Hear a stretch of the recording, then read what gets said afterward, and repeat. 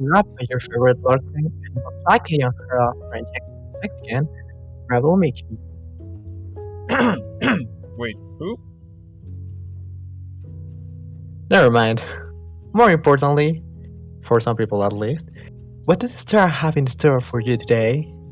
In case you're working your brain just like Adachi pondering this same question, well, you are in luck. Here goes the whole zodiac rundown for the day. Aries, why don't you really try outdoing yourself upon something special that your friends will never forget? Get your homies fired up. Literally. Tauro, today could be your luckiest day of this month. Likely because you did something earlier to make it happen. You lucky duck. Gemini, did you get asked to lead a team in your life? Jump at the chance. Today you will get all the support you need. By the way, we're hiring. Cancer, fixing the little problems in your life won't take much time. You have a prescription, expect it to work like a miracle. It's probably a placebo anyways. Leo, you may not believe it, but it's time to say goodbye to your rigid attitude. A little pleasure among all that seriousness and responsibility won't do you, or anyone for that matter, any harm. Virgo, life is helping you out, and you might chalk it up to a divine power. Anything you want to do will work out just fine. Exploit your free ride.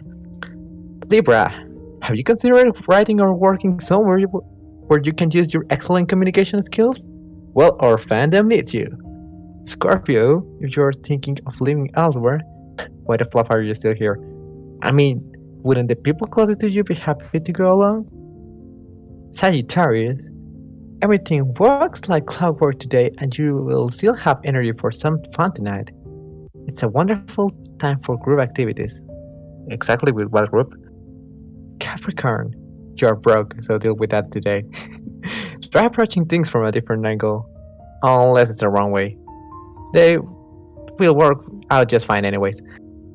Aquarius, today is a pleasantly boring, calm day. You may receive gifts from family and friends as marks of their esteem. Take the free real estate. And lastly, Pisces. Nothing can stop you when you are determined to take on what no one wants to deal with today. Drag others with you to finish more quickly. Now then, unlike Adachi, remember to take all of this with a grain of salt. Your fate in the end is determined by your actions and not only by the stars aligning in weird ways. Speaking of weird stuff, I heard a former script writer's birthday was just a few days ago. Let's all send them a message with birthday wishes. Though it will be nicer if our boomer manager will hire them back as a birthday present. Oh, almost forgot. Today's secret leader is B. That's right, like in Valentine's, where this is all headed to. Now then, it's time, folks. Let's add a shima and chill. Peace. Today is Adachi. Adachi?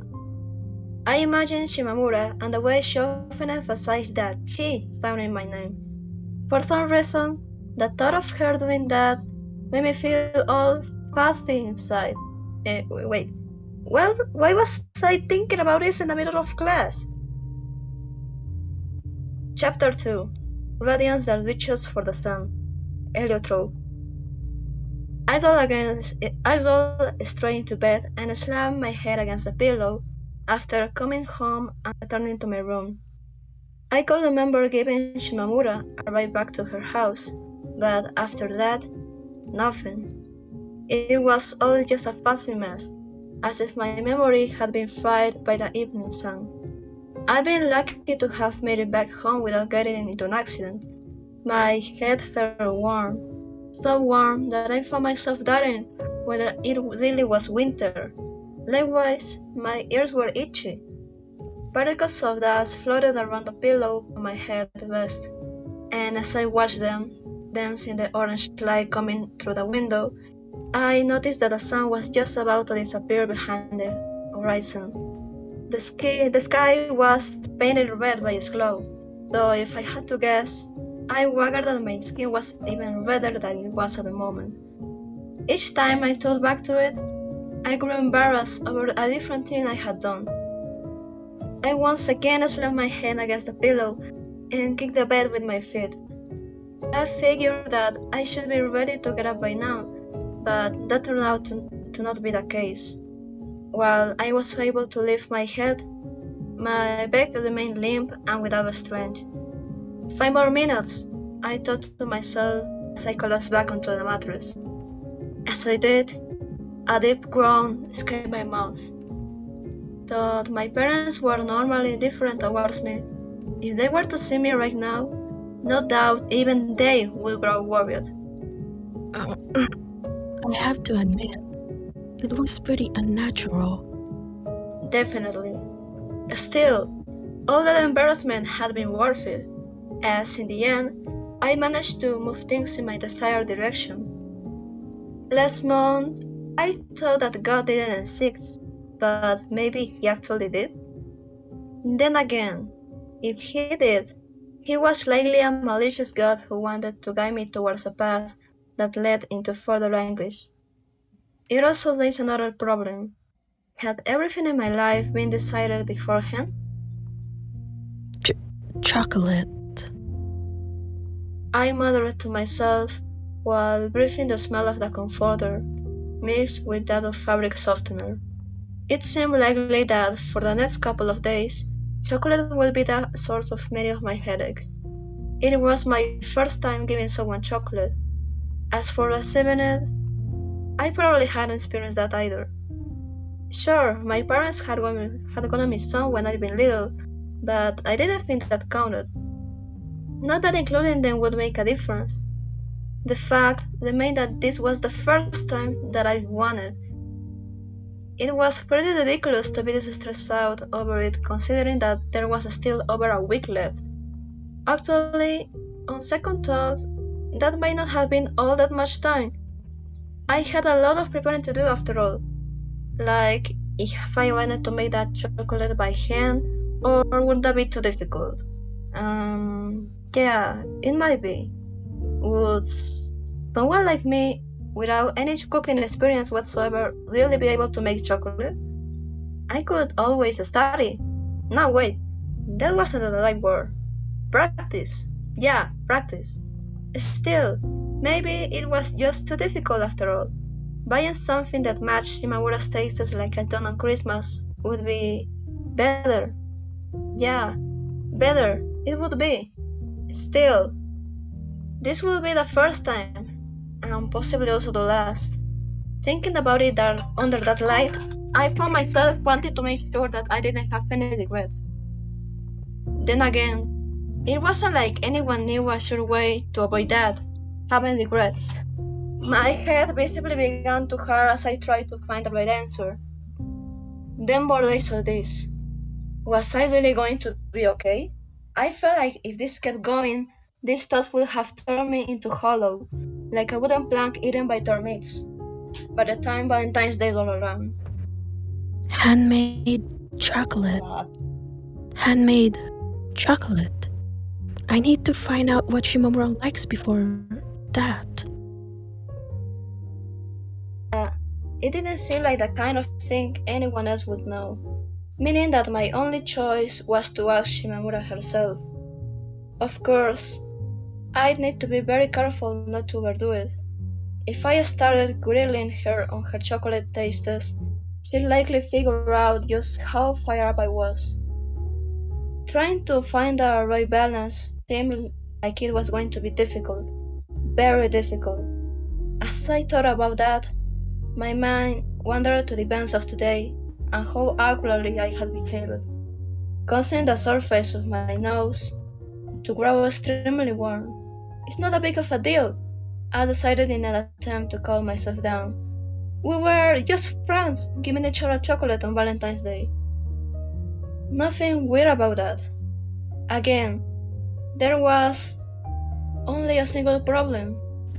With no cooking skills to speak of, making chocolate from scratch would be quite a challenge.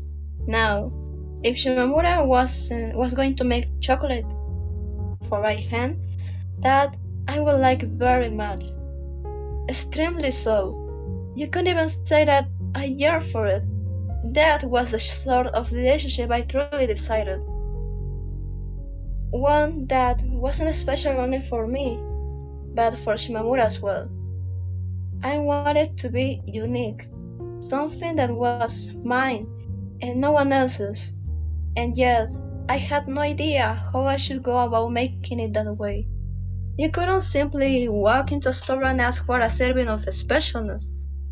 For one thing, that would mean that it was no longer special. It was a prerequisite for these relationships to be spontaneous.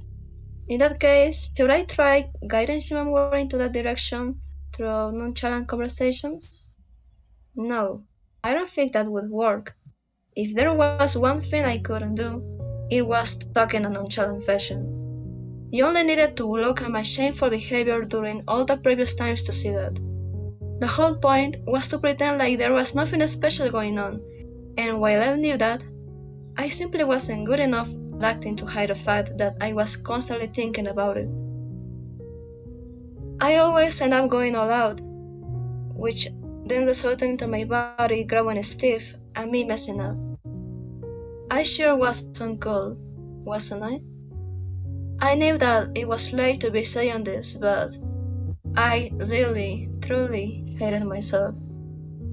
I shook my head against the pillow, and as I stared at the particles of dust that rose into the air as a result, I felt myself decaying.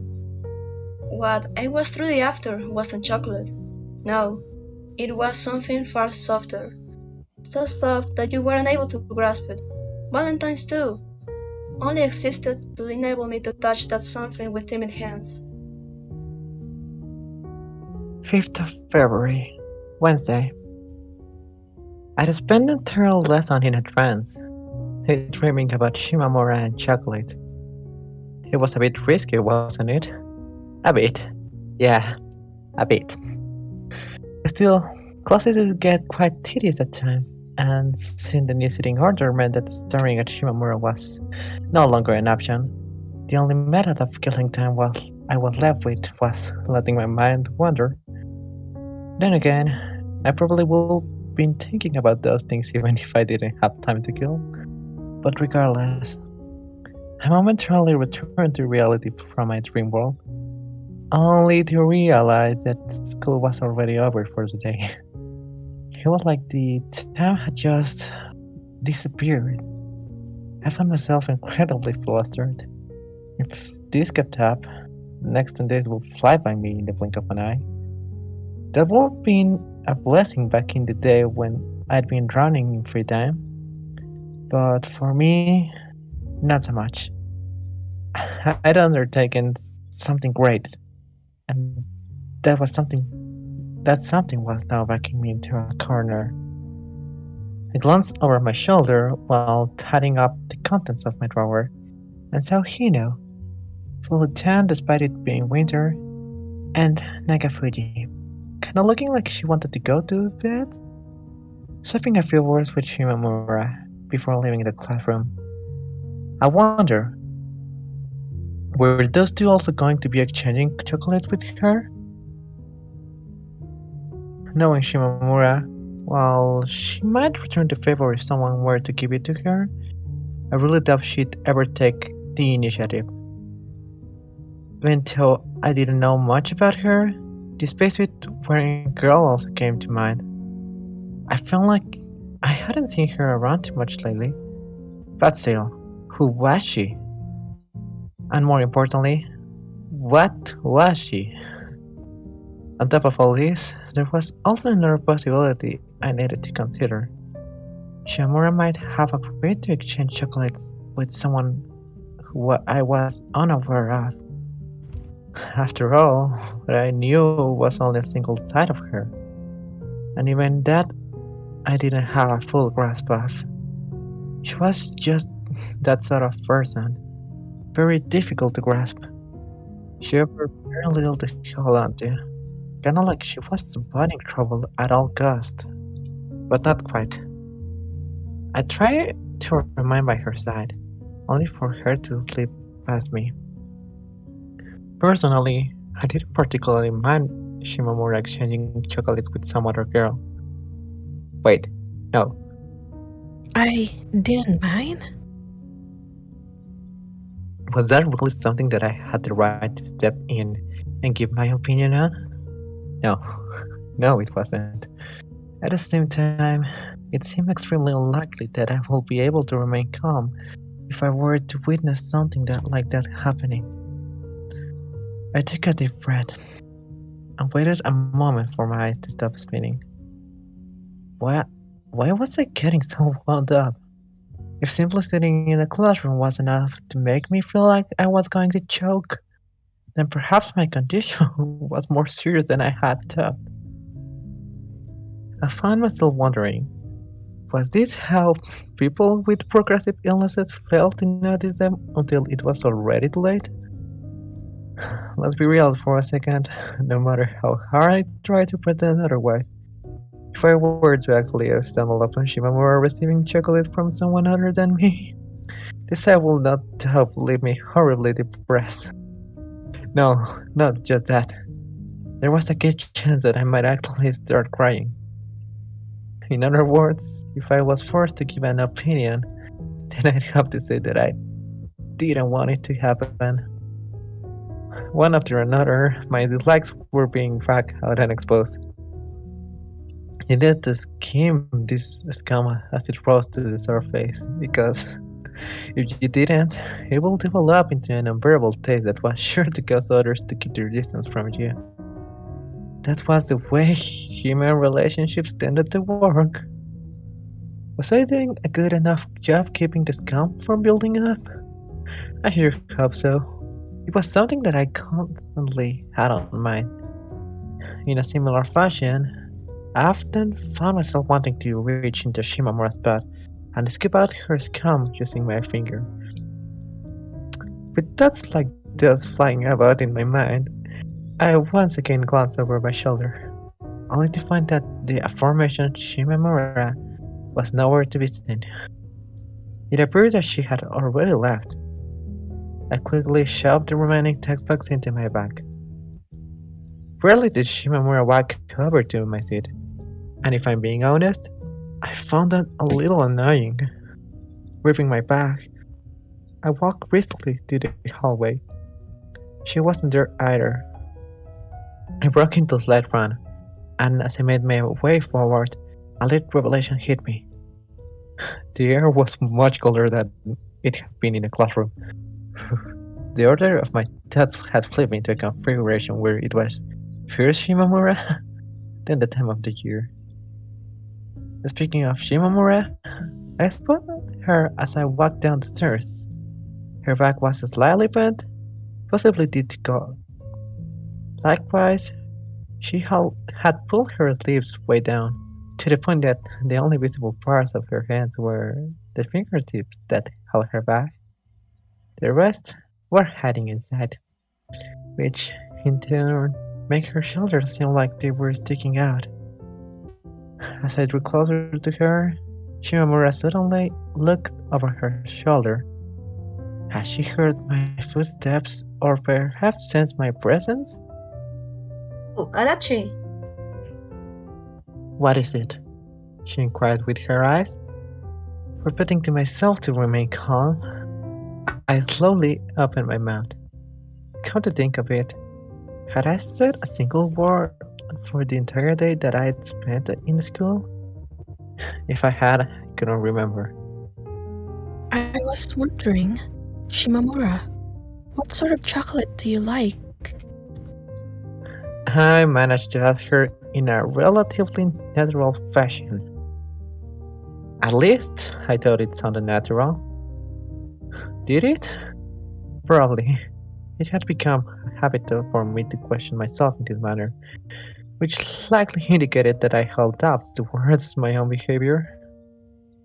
Anyway, speaking of things that were natural, I could feel the corners of my mouth growing slightly stiff.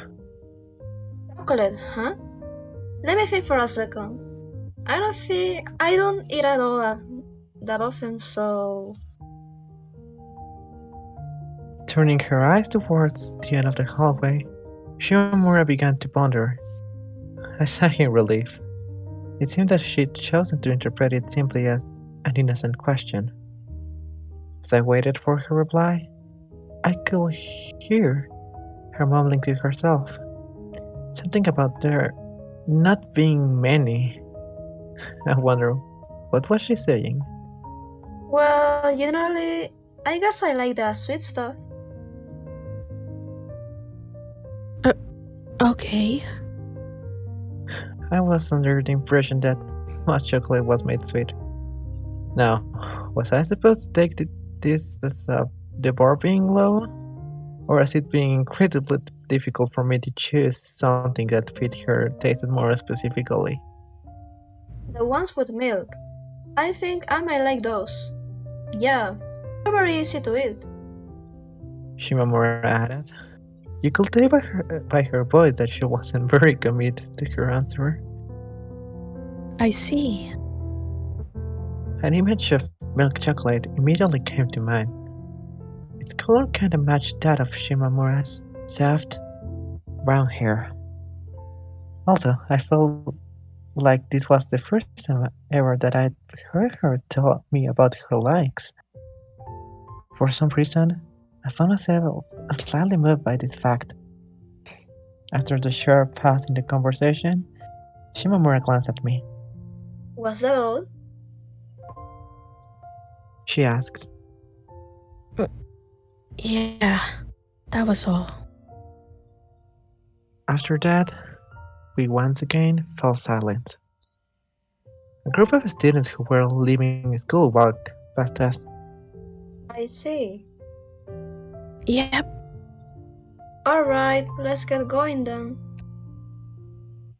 Shimamura stated, as if feeling like she had to do something. She then began walking. She most likely wanted to get home quickly due to how cold it was. That was the conclusion I came to. I walked with her up to the school gate, after which we went our separate ways. The keyword there being walk. It took me until the nearby street corner to realize that I was, in fact, walking. I quickly turned around and went back to get my bike. There was a certain matter that, while it stood out like a sore thumb, I simply couldn't resolve. I was talking about the boomerang.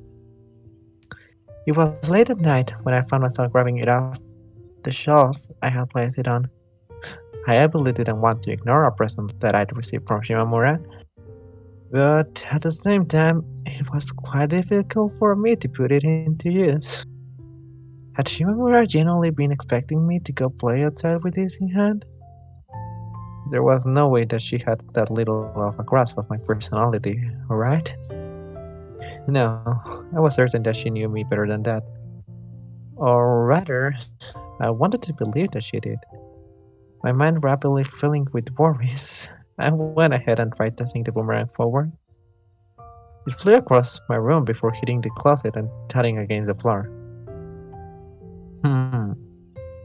I went to pick it up, but just as I crouched down, my eyes came across the TV that I had left on.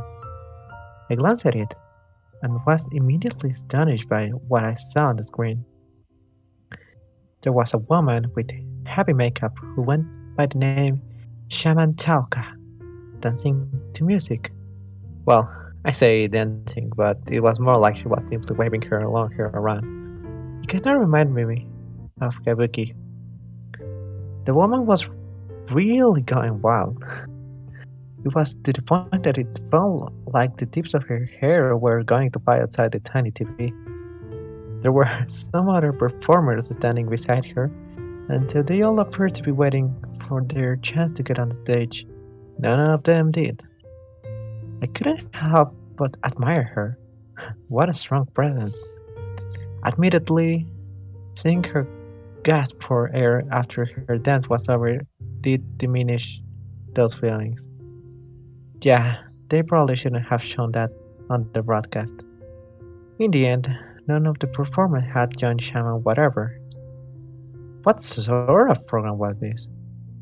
Curious to find out, I squatted down in front of the TV and continued watching. And a few moments later, I got my answer. It appeared to be a fortune-telling show, one that specialized in matters of love at that. Considering how it had started, I would have to be insane to put any sort of trust into this program. At the same time, there was something about those words, specialized in matters of love, that I couldn't help but grow curious about. Not that Shimamura and I were in love or anything. We weren't. We were not. And yet, I still wanted to see what this was about. Next came the horoscopes. The person reading them specifically mentioned that these were tomorrow's fortunes, indicated that this show was broadcast daily. First came Capricorn, then Aquarius, then Pisces. Well, I did wonder whether the contents of the fortunes were based on anything, or if she had just made them up. I still chose to wait till I heard mine. By the way, on a side note, the earlier performance had gotten the shaman quite sweaty, and her makeup was now coming off. It was the kind of face that made it clear that she was very devoted to her job. Next, Libra! For you, I'm sensing disturbances in love. Do not forget to monitor your surroundings. What? The fortune given to the viewers born under the sign Libra, which included me, was hardly a pleasant one. Again, while the thing between us wasn't love, it wasn't. There was still something about the world's disturbances that I couldn't help but grow anxious about. Which one of us will be affected? Me or Shimamura? There was also the word monitor. Despite how calmly it had been used, there was a certain undertone to it that made it seem like you were chasing someone, stalking them. I wasn't like that. Not in the slightest. Well, not that I needed to pay any attention to these fortunes in the first place, since there was no way that they were going to be accurate. Special Valentine campaign! Collect the secret letters that are broadcast at the end of each episode while the campaign is active and win wonderful prizes! Today's secret letter is D.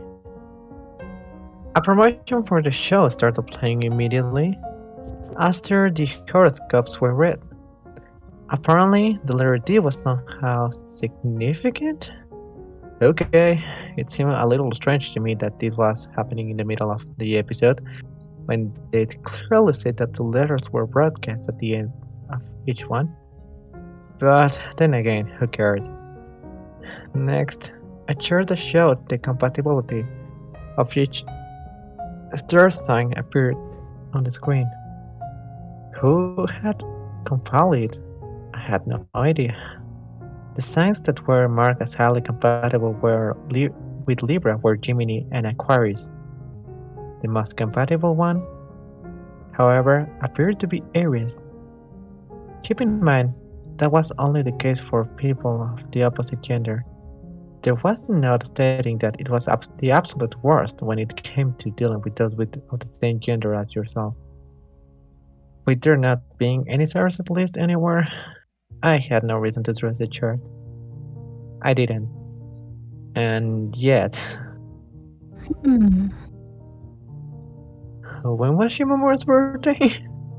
Even though I'd never take such a silly program seriously, I still couldn't help but grow slightly concerned. Was she a Gemini? Or perhaps an Aquarius? Gemini or Aquarius? Anything but Aries. The absolute worst. Please. The results of the sitting order change had shown that praying didn't work. Yet, here I was, doing it again. I was finally able to collect myself after the show ended. Embarrassed, I scratched my head, telling myself what an idiot I was.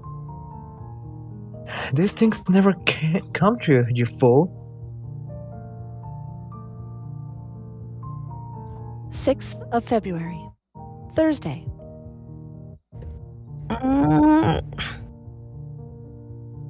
Adachi? Shimamura asked, while staring questioningly at me standing beside her. It seemed that this was about the furthest that I could go. Nothing. I answered before returning to my seat. Just in time, because immediately after, the teacher walked in.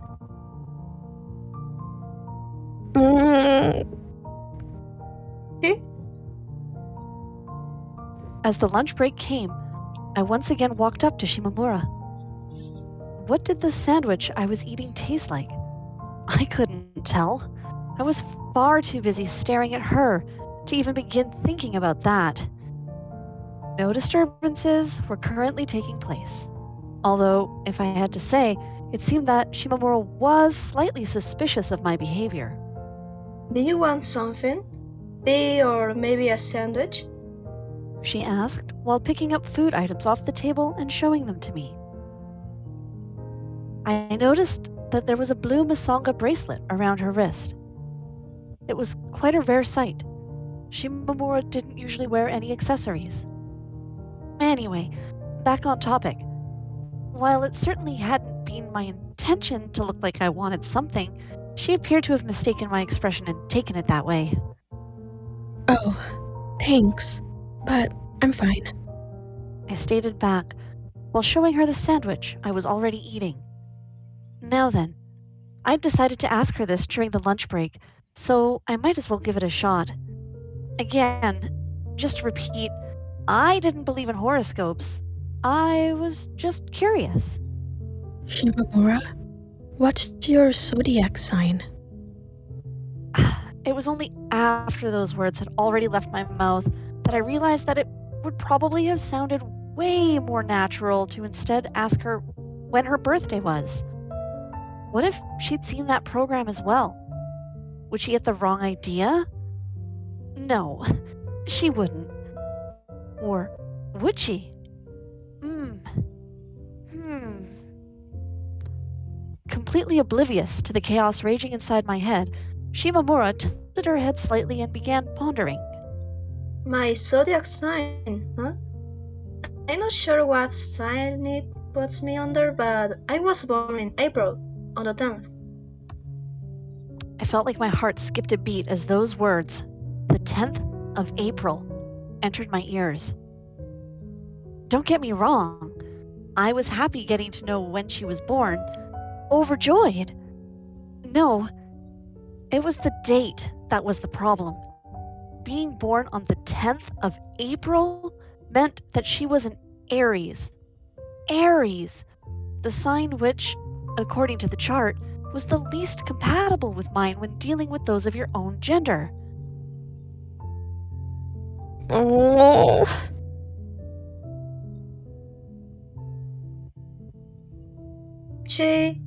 Hey, can you hear me?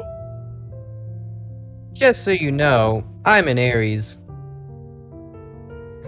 Stated Hino, butting into our conversation.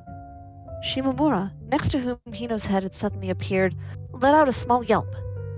Behind, Hino stood Nagafuji, swaying from side to side. The way she moved made it clear that she wanted someone to ask her what her zodiac was. Having calmed down, Shimamura took the hint and did just that. What's your zodiac sign, Nagafuji? Can't you tell just by looking? Virgo, obviously. She sounded extremely proud as she said this. Personally, I think that we should be the other way around. You and me. Hino stated before giving Nagafuji's chest a quick tap. It felt like, to me, she did that often. If I remembered correctly, Aries and Virgo were supposed to be highly compatible. Did that mean those horoscopes were trustworthy? In that case, Shimamura and I were... No. So, why do you want to know my zodiac sign? Is this like some horoscope thing? Well, had no idea how to answer her. My mind was blanking out. However, in the midst of my struggle, a helping hand was extended to me from where I had least expected it. If you have good zodiac compatibility with someone, it increases the chances of supporting magic working. The heck are you talking about? The nonsense Nagafuji spurted out, and Hino's subsequent reaction caught Shimamura's attention. She took her eyes off me, which allowed me to dodge the question. I'd ended up being saved by Nagafuji. While that likely hadn't been her intention, I still couldn't help but imagine a few words of thanks in my mind. For the rest of the day, I continued monitoring, paying attention to her. Nothing special ended up happening, however. It was just the regular me and the regular her. No disturbances anywhere to be seen. Figures. In the end, horoscopes really were just made-up crap. I had no idea who'd come up with the compatibility charts, meaning there was no reason for me to believe in them. Oh, but don't get me wrong, it wasn't like I was completely denying there being any value to fortune-telling. No, I was of the opinion that as long as you took them simply as fun little things you could believe in, they were just fine. Thinking about them that way made fortunes a positive, forward-facing form of magic. I obviously couldn't pick a chocolate without knowing what sort of types existed. To learn more about them, I decided to head to the nearby supermarket after returning home and changing clothes. As I stood there, in front of the entrance, a strange feeling hit me.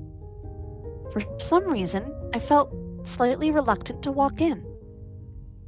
Thinking about it, it seemed that the reason for this was likely the lack of opportunities in life I'd had to go to a supermarket. In a normal family, children were probably brought along by their mother to oogle at the candy aisle, but as for me, I had no such memories. It led me to wonder, what sort of snacks had I eaten as a child? I felt like I had mostly just drunk fresh, cold water. After checking my wallet to make sure that I had enough money with me, I began going through the various types of chocolates that were on offer. Thankfully, there was a special Valentine's section with a sign and everything, saving me the trouble of having to search the entire store for them. Sweetened rice cakes, typically used as festival offerings, were also being sold next to the shelf. They seemed pretty out of place, and I got the feeling that whoever had put them there was trying to piggyback off the chocolate's popularity. Anyway, I didn't think those would be too effective in my situation. I grabbed a packet of milk chocolate, which Shimamura had said that she liked. Oh, what about white chocolate? That was kinda like milk chocolate, so did she like it as well? Or did she not? After thinking about it for a few moments, I decided to text her and make sure. I found myself quite anxious as I hit the send button. What would I do if she didn't message me back quickly? Thankfully, those fears turned out to be unfounded, as soon enough my phone rang with a reply. It was like she had heard me. As for the message itself, it was quite simple, consisting only of, "It tastes good." In other words, I like it. I kinda get the feeling that Shimamura doesn't really enjoy using the word like. It was almost as if she wanted to avoid letting other people know too much about herself. A desperate sigh escaped my mouth as I realized that I, too, was part of that group. The other people. Trying not to get too depressed, I grabbed a packet of white chocolate and added it to the already sizable pile. While I certainly didn't mind buying all of these packages of chocolate, eating them, that was a whole other story. It felt like my blood would be as sweet as syrup after I was done with all of them. I ultimately decided not to put any of the chocolates back. Carrying them with me, I walked up to the cash registers where I passed by a long-haired girl. Although she appeared to be from a different school, there was something about the way she was wearing her uniform in public, and more importantly, how she was grinning, as if what other people thought didn't matter to her in the slightest, that made it hard for me to not follow her with my eyes. One person's fault is another's lesson, huh? Well, let's not get dramatic, but still, that was probably what my face would look like too if I were to get careless, especially during class. Would I really be able to stop that from happening? Yeah, I would. Or would I? Pondering about that while scratching my cheek, I found myself growing quite anxious. I felt for sure like I was the kind of person for whom randomly grinning in class all by themselves would be extremely troublesome. No, there was no kind of person about it. It was most certainly troublesome. Then again, personally, I'd love to see Shimamura do that. Just suddenly start smiling. I felt like that could be really great. No, just ignore that. Anyway, yeah, I should be careful. I gave my cheek a quick smack before taking the packages to the cash register. I hadn't really thought about it while picking them off the shelf, but now that I stared at the towering pile of chocolate I'd bought, almost too tall to fit in the bag, I did find myself a bit astonished. Would I really be able to eat all this? Maybe I should just hand them to Shimamura like this, with the bag and all? No, no. The thought alone of Shimamura being someone who might prefer me doing that made me feel like I was about to get seriously depressed. I wanted her to be delighted. I wanted her to think of me as being special to her. My hopes and dreams reached as high as mountaintops. All I could see in front of me, however, were endless plains. I hadn't planned it that way or anything, but as I arrived at my room and checked the time, I noticed that the fortune-telling show from yesterday was just about to begin. I figured that, like the last time, they'd once again be giving out tomorrow's horoscopes.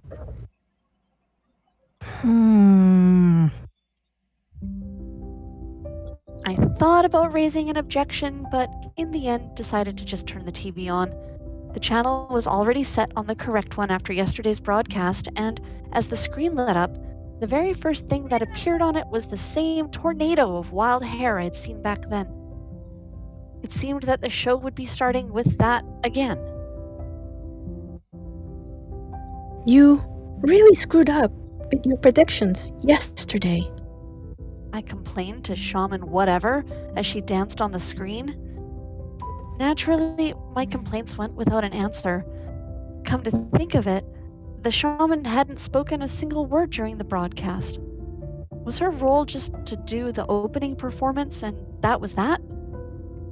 The woman's wild movements, reminding me of a dance you'd see at the Bon Festival, eventually came to an end, paving the way for us to, at last, move on to the show proper. Since I was already here, I figured that I might as well give it a watch.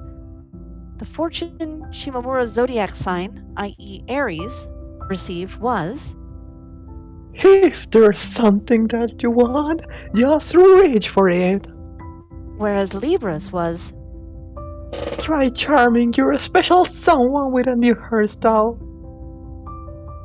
For some reason, the font they'd chosen to use for the messages caused the letters to appear extremely round. A new hairstyle?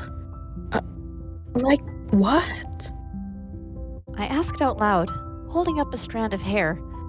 Rarely did I do anything special with it. Most of the time, I just let it hang down. Still, If I were to try something new, would Shimamura notice? I certainly didn't believe in horoscopes, but at the same time, today's secret letter was A. Last time, it was D. I could definitely remember that much without having to write it down. What the special prize for collecting all of them was, that hadn't been revealed. Though, as they did straight up sell merchandise during the breaks, it seemed logical to assume that they were probably just going to send you what was left over of those. Masanga bracelets, pendants, stuff like that. All sorts of things that probably gave you good fortune. I had to wonder, did people still buy those in this day and age? I obviously had my doubts, but if those items really did work, then I could certainly understand why someone would feel the desire to rely on them. In some ways, the feelings I held towards Shimamura seemed quite rash, like I hadn't thought through what they entailed. I grew more and more anxious each passing day, anxious that there were things in life that could never be changed through anything short of a divine intervention.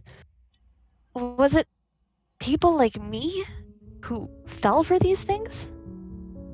I gave my cheeks 2 light smacks, telling myself to focus.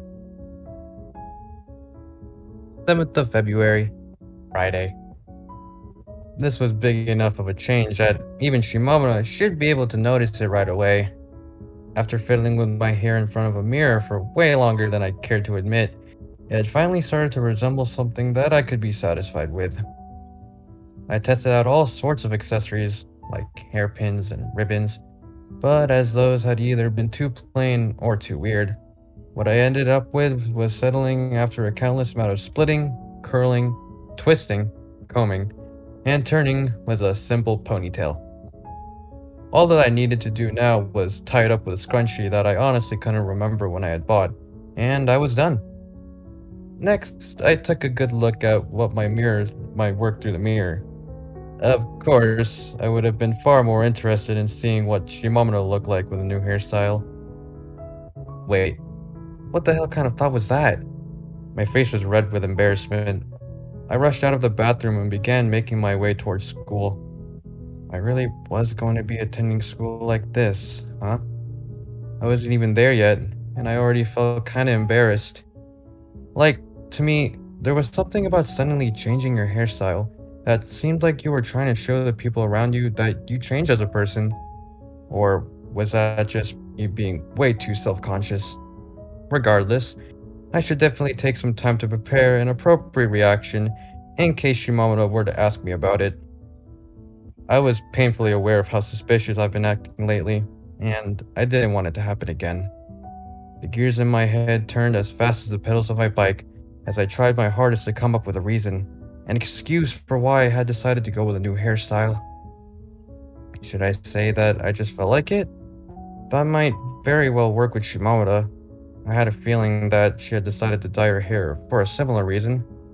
Of course, the real problem was whether or not I'd be able to say it in a way that sounded even remotely natural. After arriving at the classroom, I immediately sat down on my seat and propped my chair up with my arm. It was a pretty strange sensation, how my tied hair swayed with my head each time I shook it. Also, now that there was no longer any hair covering them, my ears had grown quite sensitive to the wind coming from outside. All in all, it was next to impossible for me to calm down. If it turned out that I'd gone through all this only to earn no comment whatsoever from Shimamura, that would be pretty miserable. I continued staring at the door, wondering if she was going to be walking in soon. When she finally did, class was just about to start, giving her no time to even as much look my way before taking her seat. I obviously wasn't going to get up and go talk to her, even if that would have been a surefire way to make her notice my hair. No way. I decided to postpone getting her option till lunch break. I felt so frustrated doing so, but at the same time, relieved. It was quite the contradiction, a contradiction which caused me a fair bit of mental agony. While I would normally have spent the time between classes simply sitting in my seat, today I was looking up pictures of chocolate on my phone instead. It felt like my mind was rapidly being colored brown. Even my dreams last night had been chocolate themed. In order to get rid of all those boxes I had purchased at the supermarket yesterday, I had decided that, starting from today, I'd be eating them in place of lunch. And no, I couldn't throw them into the trash or whatever.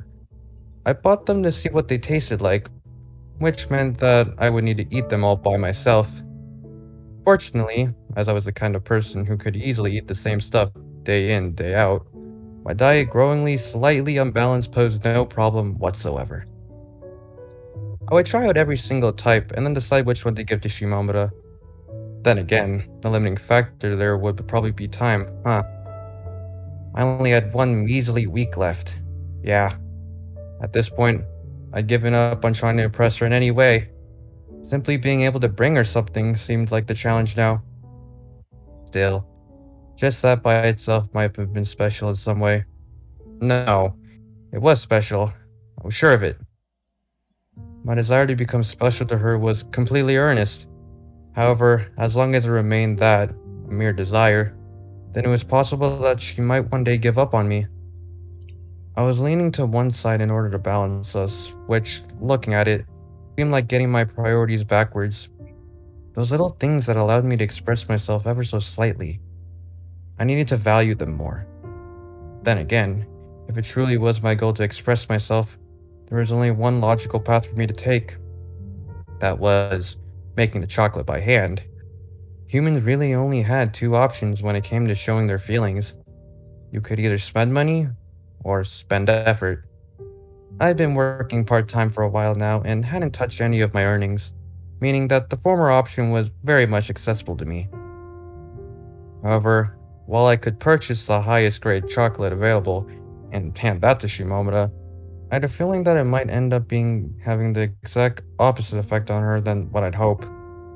Repeating to myself that it was just for reference, I typed in handmade chocolate and hit the search button, only to be astounded by the sheer number of hits. The screen of my phone was practically overflowing with all sorts of recipe sites.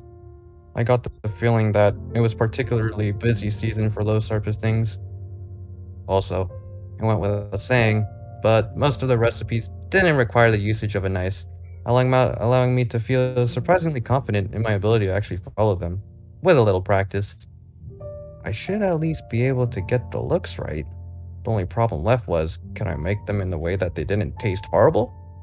Knowing little about Shimamura's personality, it felt to me that she'd enjoy store-bought chocolate that actually tasted like it was meant to, over handmade chocolate with a middling taste. That did seem like a normal approach, save for the occasion when you were dealing with someone greater, special than you. So there really was no point to do it. No point. No point. I felt like burying my head in my hands. Your hair keeps wobbling. Hmm? A voice suddenly asked next to my face, bringing me back to reality. Half of my butt slipped off the chair, and though it did place quite the burden on my hips, somehow I was able to stop myself from falling over. The person now peeking at my phone screen was Nagafuji. She was standing extremely slouched forward, and her eyes had also grown quite narrow. It almost seemed like they were moving up and down, like waves. Nagafuji wore glasses during class, meaning that her vision likely wasn't perfect. I wonder, how did she feel about the pictures of chocolate I've been staring at? Furthermore, why had she spoken to me in the first place? I simply didn't know. I really didn't see us as the kind of friends who could casually initiate a conversation with one another. But then again, that was just my opinion. Nagafuji pulled her head back, tilted it to the side, and then began pondering about something. Bewilderment quickly spread through my mind. What sort of business did she have with me? I waited for a while, and eventually she opened her mouth. Wobbling isn't really a word used to describe hair. Huh? She asked me. Why? I had no idea. Regardless, I felt obligated to answer. Not as far as I know.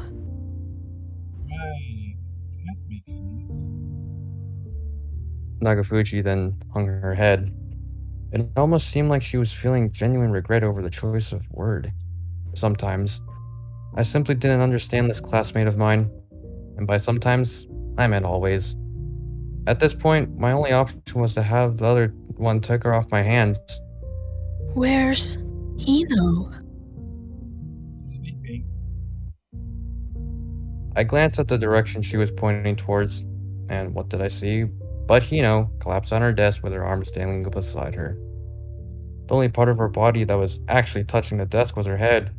As for the expression on her face, it was quite defenseless, to say the least. The style of sleeping brought just a single word to mind: freedom. Though the breaks were short, Hino appeared to be making the most out of them. What about Shimamura? I gave her a quick look and saw that, like me, she was also staring at her phone. I obviously wasn't expecting her to be looking up pictures of chocolate, but at the same time, I couldn't help but wonder, was she too thinking about Valentine's, even if it was just a little bit? Of course, knowing Shimamura, it was a real possibility that she'd be simply buy something the same day, hand it over to me, and then be done with the whole thing. On one hand, I knew that I shouldn't be expecting it to be anything special. On the other, I couldn't deny the fact that she had gone out of her way to pick out a Christmas present for me. My wishes had already come true once, and there was a part of me that wanted to see that happen again. It was quite the rare thing, Shimamura taking action for my sake. So rare that it might very well end up being limited to that single occurrence. The more time I spent facing her, the deeper my understanding of that event's specialness, its value, grew. Even so, there was still one thing that continued to puzzle me. Why on earth had she chosen to buy a boomerang? Good luck. Nagafuji stated as she tapped my shoulder after glancing at Shimamura. She then returned to her seat. For someone trying to offer her support, she sure sounded unenergetic. Then again, I didn't even know what it was that she was trying to support me with. Did Nagafuji perhaps know about our plans for Valentine's Day? I couldn't imagine that being the case. Still, whatever the reason, she was right. I was gonna be needing luck for sure. Lots of it. The usually calm river of time had turned into a raging stream, and I got the feeling that letting my guard down for even a second would result in the water carrying me straight to Valentine's, skipping right past all the days in between. It hadn't taken all that long for 10 more days to turn into one more week. There was only a single explanation to this. Shimamura was stealing my time. I had long since returned home, yet I continued staring idly into space. A spontaneous smile appeared on my face as my mind traveled back to the events of the latter half of the school day. I sat there, covering my now open mouth with my hand while my shoulders moved up and down. Light filled both of my body and mind, almost as if the opposing darkness of the advancing night. It had been during the lunch break that I received the comment I'd been waiting for regarding my new hairstyle. Shimamura had said all sorts of things, shown all sorts of expressions, and yet, all I could really remember was her touching the tip of my ponytail while stating that she thought it was looked cute. That, and how she'd added that she liked my regular hairstyle as well. Though this wasn't the first occurrence of her calling me cute. There was one big difference that separated from the previous time it happened. Whereas the china dress had been a mere piece of clothing, the hair was a part of me. She had praised me this time. Me. Not only that, she'd even gone out of her way to mention how highly she valued the regular me. All things considered, there was no way that I could react to this with anything less than pure joy. The fortune telling. It had actually been accurate, huh? I was forced to re examine my opinion of shaman whatever. Of course, it did seem highly unlikely that she had actually done anything. But regardless, the next episode of the show was about to air. Tomorrow's horoscope were as follows. For Aries, it was. You're going to be bossed around all day, so spin like a top. And for Libra. It's important to put in effort daily, even during the weekend. I'd been hoping for something a bit more romantic related. But then again, I suppose that not every day could be packed with action. If anything, I probably would have found myself a bit suspicious had they said that the series of events was going to be continuing. As for the secret letter this time, it was N. Having returned to the screen, the shaman shouted something, which then brought the show to an end. Was she perhaps growing stronger as a result of all that dancing? 8th of February, Saturday. I spend most of my Saturday afternoons working at my part-time job, and this one was no exception. Although I didn't mind that, what I did mind was the fact that it was the middle of winter, and I still had to wear the China dress with its stupid slit. Seriously, what was up with that? It made it seem like I was choosing to show off my legs of my own volition, as if I valued appearance more highly than dressing in accordance to the season. All I wanted to do was grab a needle, some yarn, and stitch that damn thing close. Why did I even have to wear this dress in the first place? It wasn't like they paid me extra for it or anything. The only reason why I chose to keep working here was inertia. But as I carried yet another set of dirty plates to the kitchen, I seriously began questioning whether or not I should. The money was a reward, sure, but was it enough? I had saved up quite a bit, but on the flip side, I didn't have anything to spend it on. While that was certainly preferable to me being wasteful with it, I still couldn't help but feel that there was no point to having something that you weren't going to use. Then again, it hadn't really been about the money in the first place. My true motivation for getting a job had been to gain a meaningful outlet for my abundant free time. As long as that remained the case, I would have no reason to quit. In case you were curious, Shimamura's family had only ever shown up that one time, and ever since, I felt relief, but simultaneously unsatisfied. Though it was true that I wanted to steer as far away as possible from thoughts of embarrassment, I would also have liked to share a secret of sorts with her. I found myself tugging the hem of my dress as these greedy sentiments fought against one another in my head. It was only lunchtime, but yet for some reason, the place was absolutely full. This dress probably helps to attract customers, huh? I made a conscious effort not to think too much about those sorts of things as I ran around the restaurant taking orders and cleaning tables.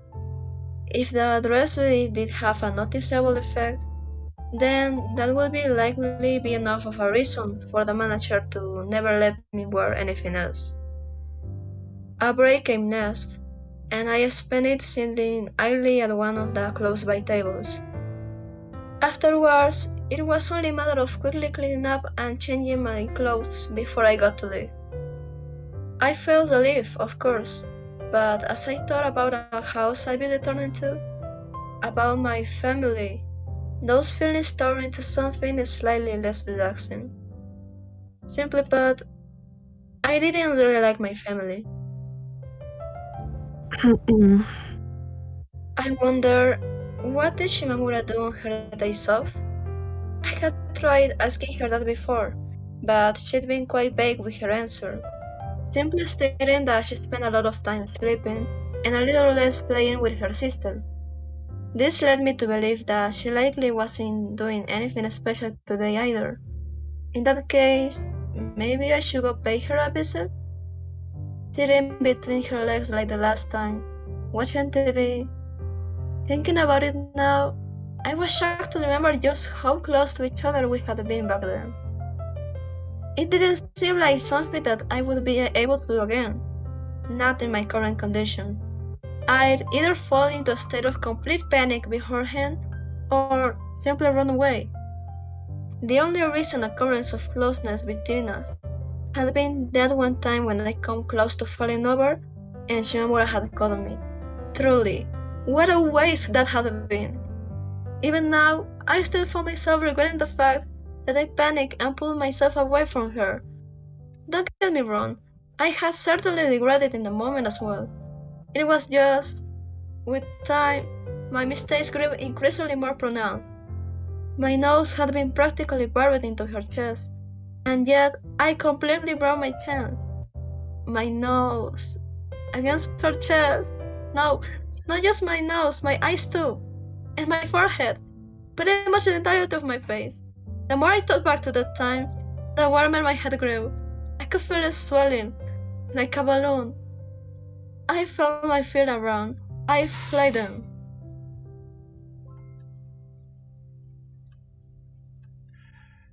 9th of February, Sunday.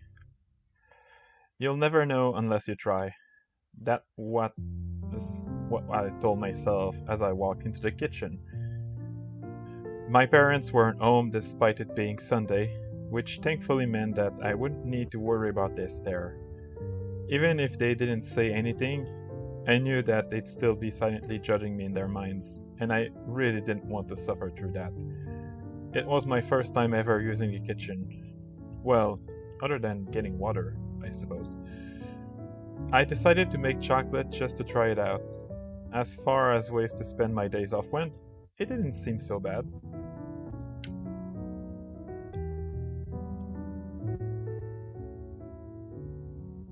Libra!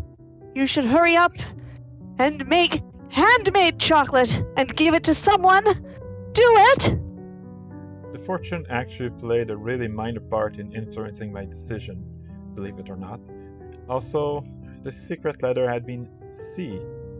Now that I thought about it, did that thing even fit to this definition of a fortune? I hadn't done anything beyond walking into the kitchen, and yet I was already being filled with anxiety. Was I really up to the task? According to the instruction I'd found online, it appeared to be a simple matter of crushing, melting, and then solidifying the chocolate. All in all, even I should be able to handle it. However, this was only the foundation, and the steps that came later were crucial to the recipe to work.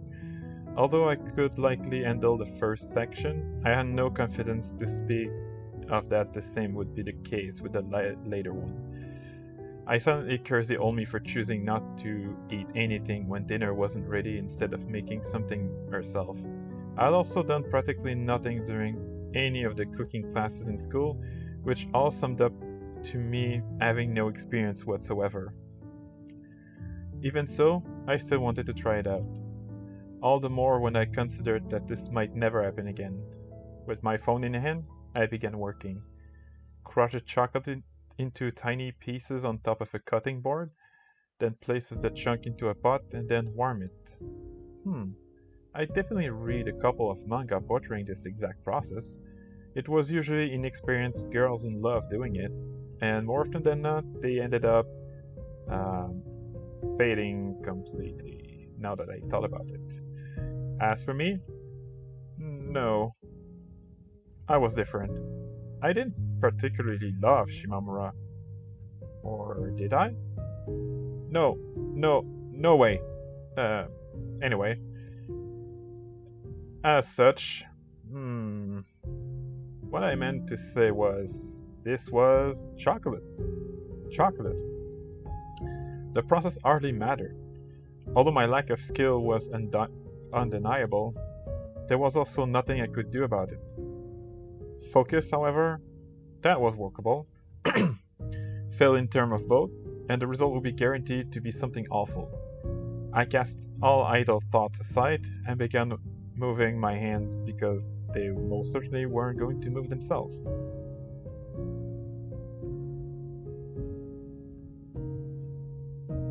I knew based on my lack of experience that I could never happen in reality, but let's pretend for a second that I managed to make expert level chocolates. Then, when I gave them to Shimamura, she'd be super impressed to the point that she'd say something like, Wow, Adachi, you're incredible! and squeeze me, and no, there was no way that was going to happen. I didn't even know how it possibly could. The Shimamura who would do something like that existed only within my head. And even then, that wasn't without its problem. For starters, it would only take me getting careless for that version of her to exit my mouth, which then had a chance of making me blurt something thoughtless. That had been happening a lot lately. I was slacking far too much. I wonder, is it done yet? I asked myself while mixing the molten chocolate with a rubber spatula. Its color and smell certainly made it seem that way. A sense of accomplishment filled me as I stared at the brown substance. It really felt like this was the first time in my life that I had managed to make something without completely messing it up, as far as appearance were concerned, at least. Next, I should put it in the refrigerator. I decided to check the instructions just in case. Apparently, I should temper it, whatever that meant. Oh, right.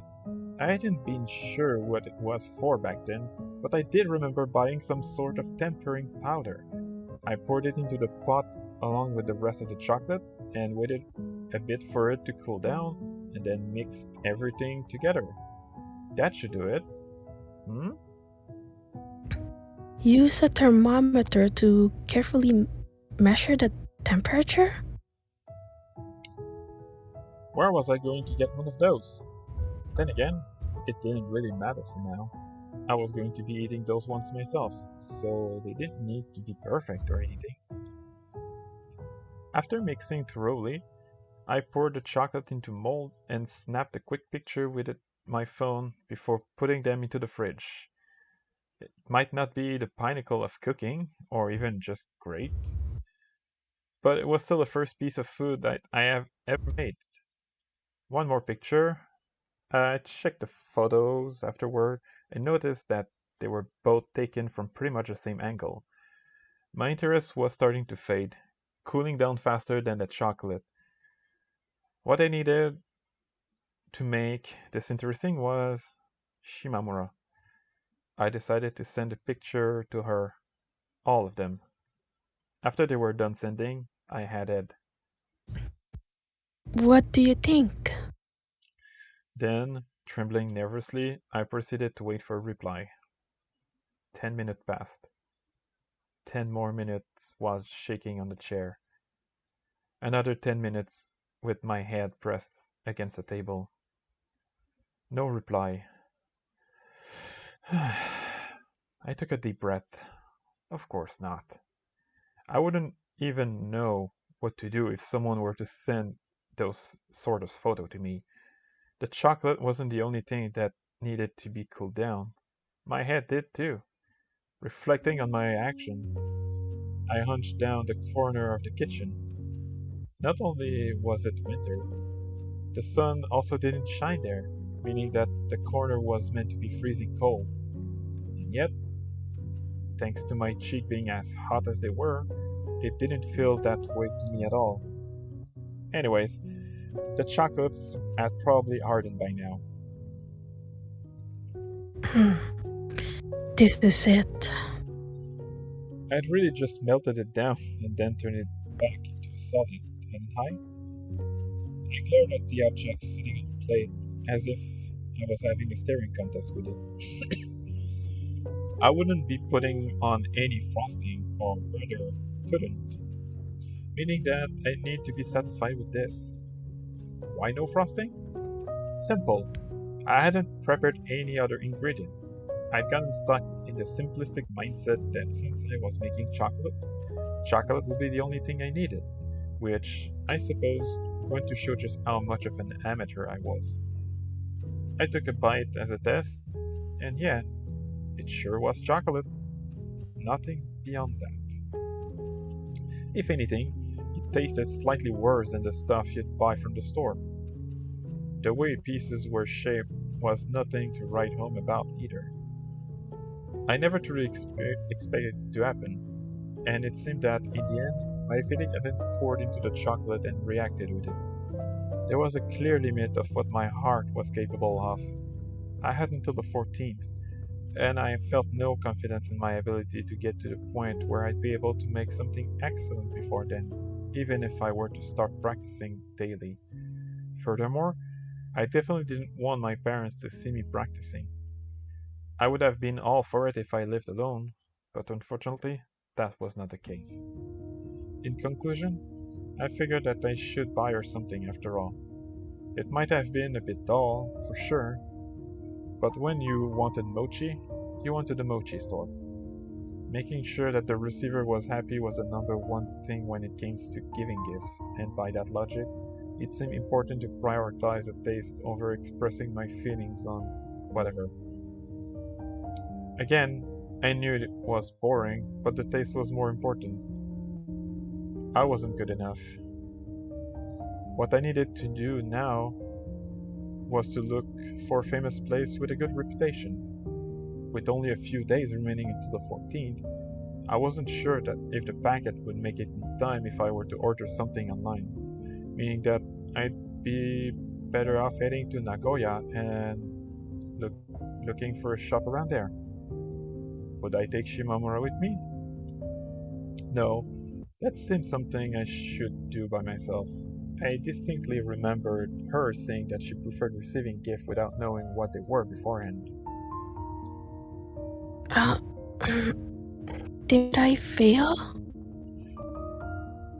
There would be any more days before Valentine's Day. School was going to start tomorrow, and would already be way past it by the time the next weekend rolled around. I didn't need to change trains on my way to Nagoya, sure, but even so, the round trip still took a considerable amount of time. Plus,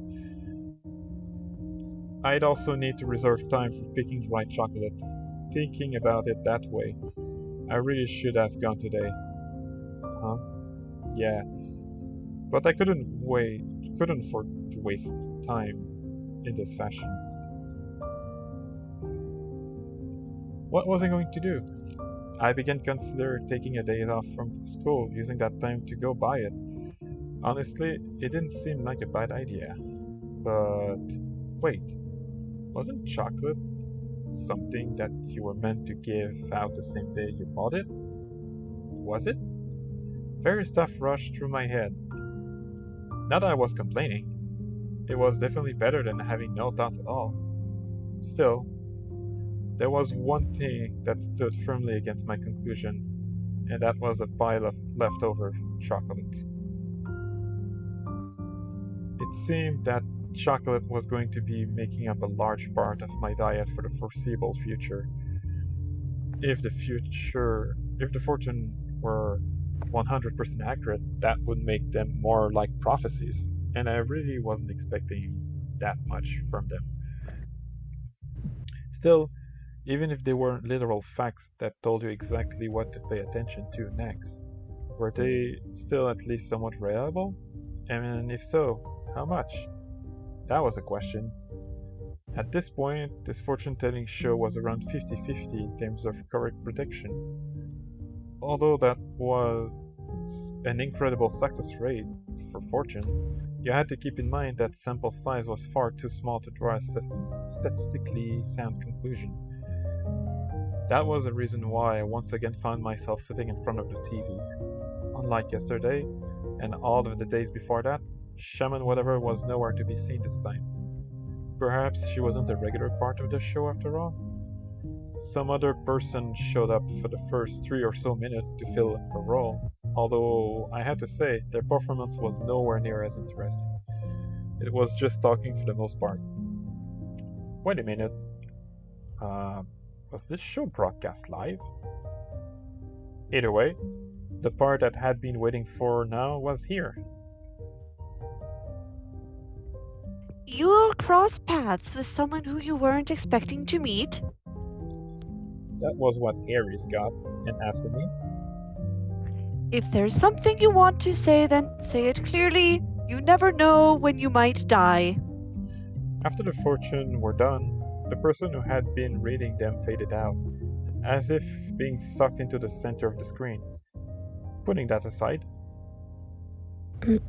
Something you want to say? huh? Simply thinking about that was something that might cause me to feel exhilarated, It was like a group of red flower had suddenly opened up into a bloom near my place. I went a step further and imagined Shimamura's reply as well, and at that point, my head was practically bowling.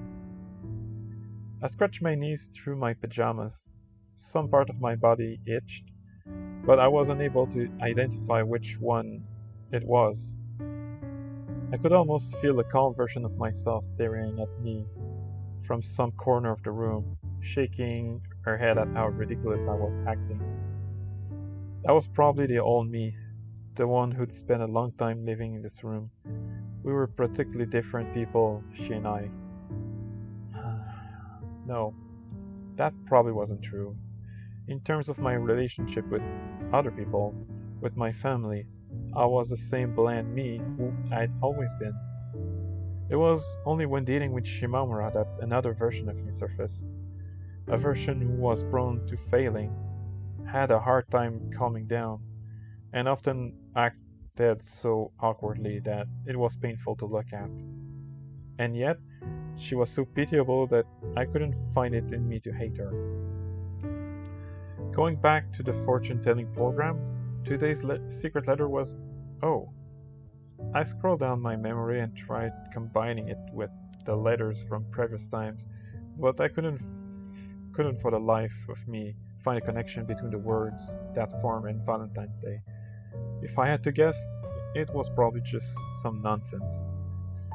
The reward you won from this competition didn't seem like it'd be anything great to begin with, and so I decided to just forget about the whole thing. Instead, I climbed into bed and turned my attention into worrying about the thing that I wanted to say. I certainly had those, a whole lot of them. However, there were a lot of walls in this world. Thick walls. Impassable. It would require something more than simple bravery to be able to deliver those words to Shimamura. 10th of February, Monday. Encountering Shimamura had guided me towards a better direction. I truly believed that to be the case. Ever so slightly, I began moving forward. No, not slightly. It was to the point that I felt like I was constantly on the verge of falling flat on my face. Regardless, the truth remained that my life was growing brighter by the day. She was my sun. Okay, I admit that sounded pretty embarrassing. Still, as far as the way a human being could live went, I felt that having hope, something for you to face towards, was pretty high up there. Personally, it brought me just a bit of happiness, and yesterday, I'd once again found myself staying up late into the night, wondering if there was anything more in life for me to obtain. The closer you got to the sun, the more radiant it grew, the more it burned you, and no matter how hard you tried, you could never reach it. And yet, the creatures above ground just kept reaching for the light anyway. I'd found mine, and for that, I was truly grateful. I decided that I'd finally thank her for it. Truly thank her. That was the thing that I was going to tell her. Don't get me wrong, this wasn't me compromising. Neither was I trying to dodge the issue. I really wasn't.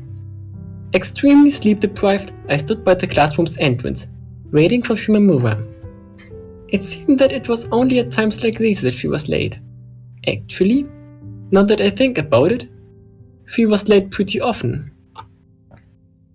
Some of my classmates walked past me, and though they did look at me suspiciously at first, their eyes turned away quite quickly as I returned their glances. Being seen as a delinquent did have its benefits sometimes. However, there were two who didn't feel threatened, and instead greeted me. They were Hino and Nagafuji. What are you up to, Adachi? What are you trying to do, Chi-Chi? I could have asked Nagafuji the same. I honestly had no idea what she was trying to say. These impromptu nicknames were barely based on my name at this point, and I was left to hang my head and mutter something random in response. However, my attempt to trigger them didn't end up working. Oh, are you waiting for Shimamura? Right.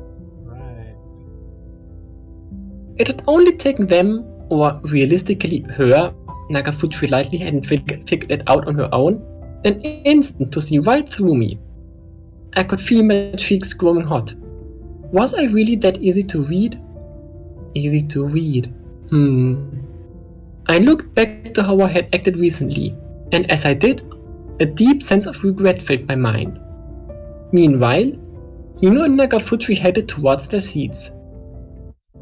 It was pretty incredible of Shimamura to still stick with me, despite how obviously suspicious I was behaving.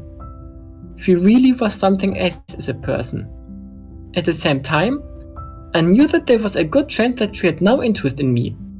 I felt so lonely thinking about that possibility.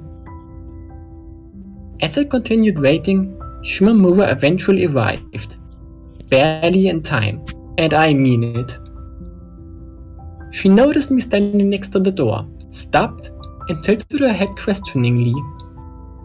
Is something wrong? This was where she usually would have let out a yawn, but she didn't. Her eyes weren't moist either, but instead visibly dry. Much in the same way, my throat was also in desperate need of hydration. I couldn't let that get in my way though.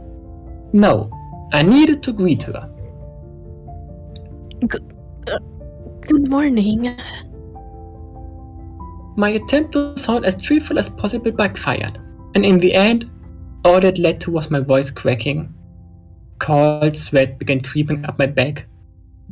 I could feel my cheekbones rubbing against my skin in a way that I really didn't enjoy. Morning. Did you want to tell me something, or...? Well, it's just... the sun... and... Huh? Shimamura knitted her eyebrows. There was a clear look of confusion on her face, and I didn't blame her. This was really dumb of me.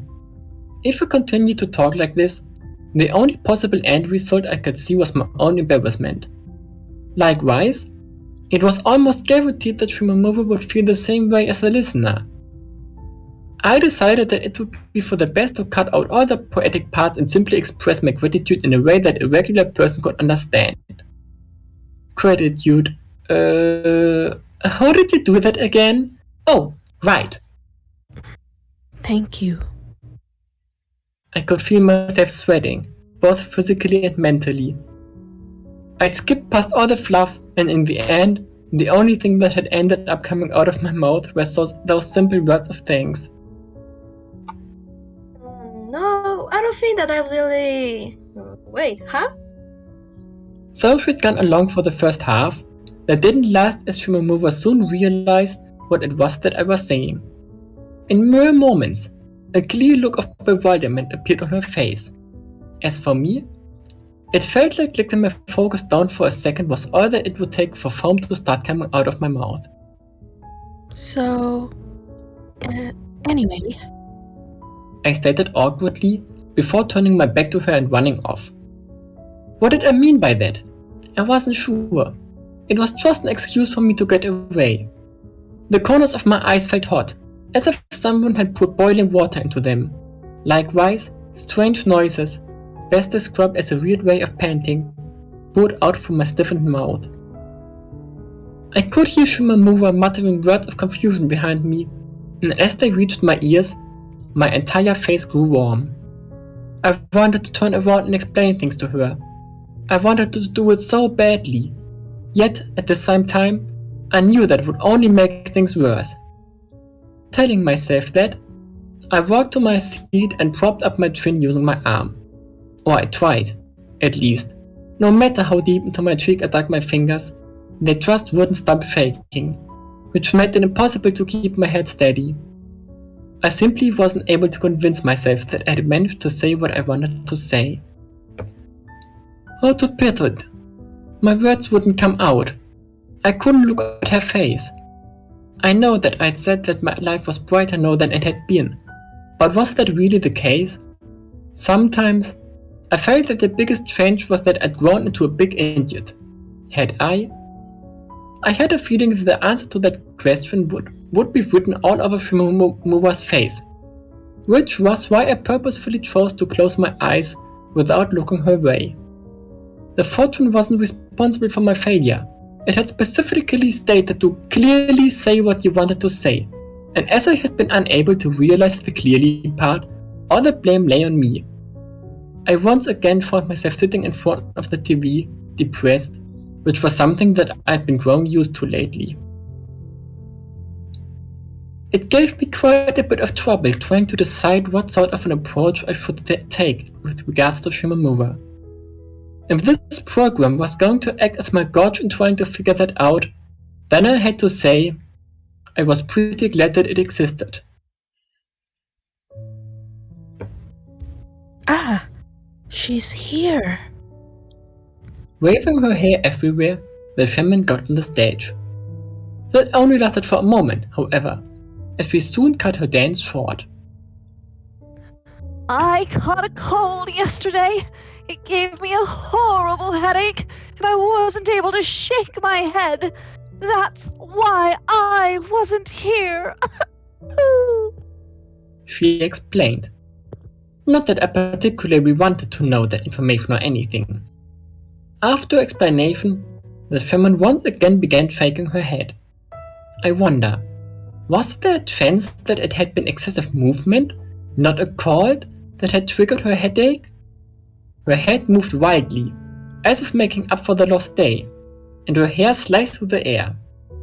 I found myself stomping the floor in frustration. Could they just get to the fortunes already?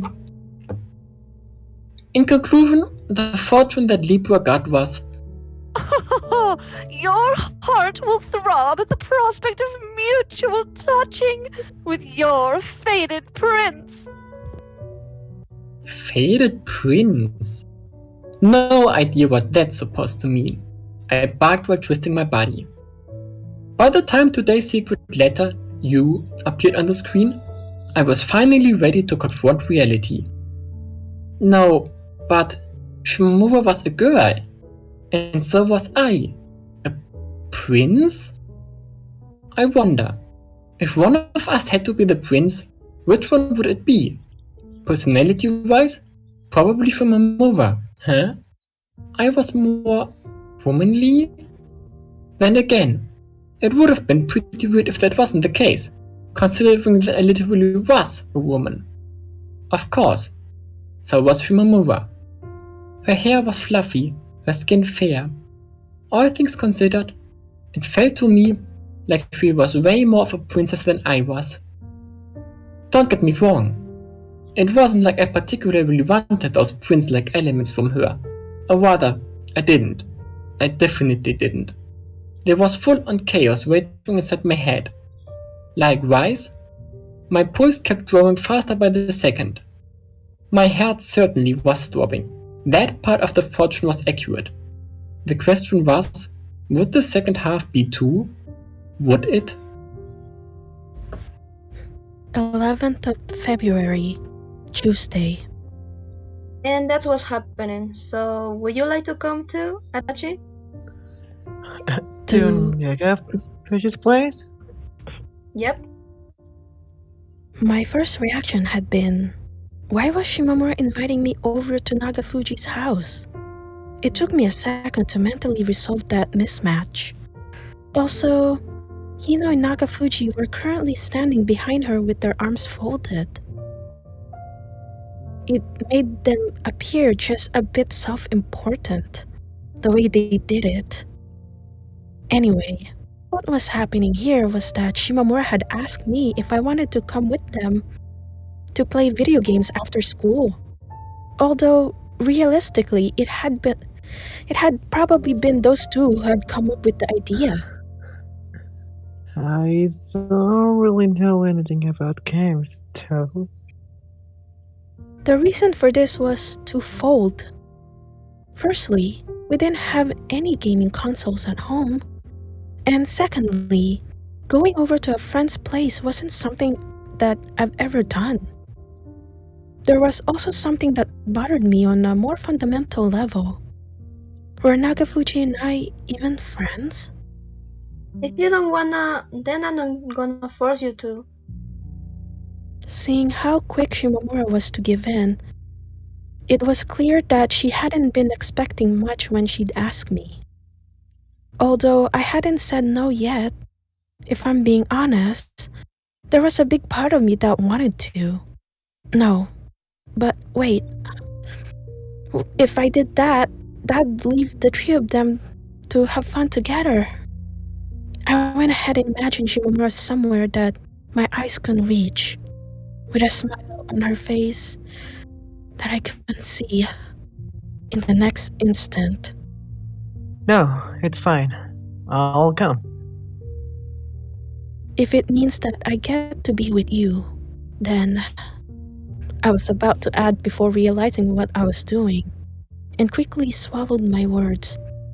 It had been extremely careless of me to almost blurt out something like that with Hino and Nagafuji standing right there behind us. All right, Four it is. forward is. The two stated in unison, sounding quite delighted by the fact that they'd managed to balance the numbers. Ignoring them, Shimamura turned my way and stared me in the eyes. She seemed to be genuinely worried about my feelings. Looking at her face, I couldn't help but feel that I was being watched over by an older sister. Are you sure? She asked before giving me another stare. It was almost as if she'd seen through my facade and into my true feelings. Yep.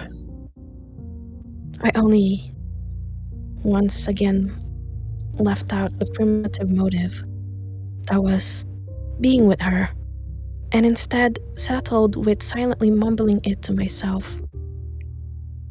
Skipping a bit into the future, school had just ended and I was now heading towards Nagafuji's place.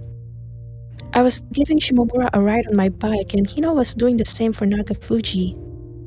Although looking at the composition of the latter pair, the bigger one clinging onto the shoulders of the smaller one, I couldn't help but feel that there was some horrible imbalance going on there.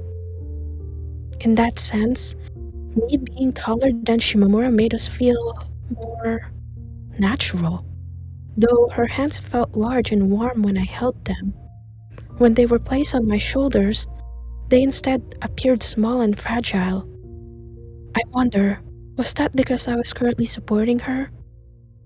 Thinking about it that way caused me to feel slightly proud and... No. Why was something this small making me feel that way? What was I? A child? Either way, it was quite embarrassing. Speaking of which, the fortune had mentioned mutual touching with a prince. Right now, my shoulders were touching Shimamura's hands. Whoa!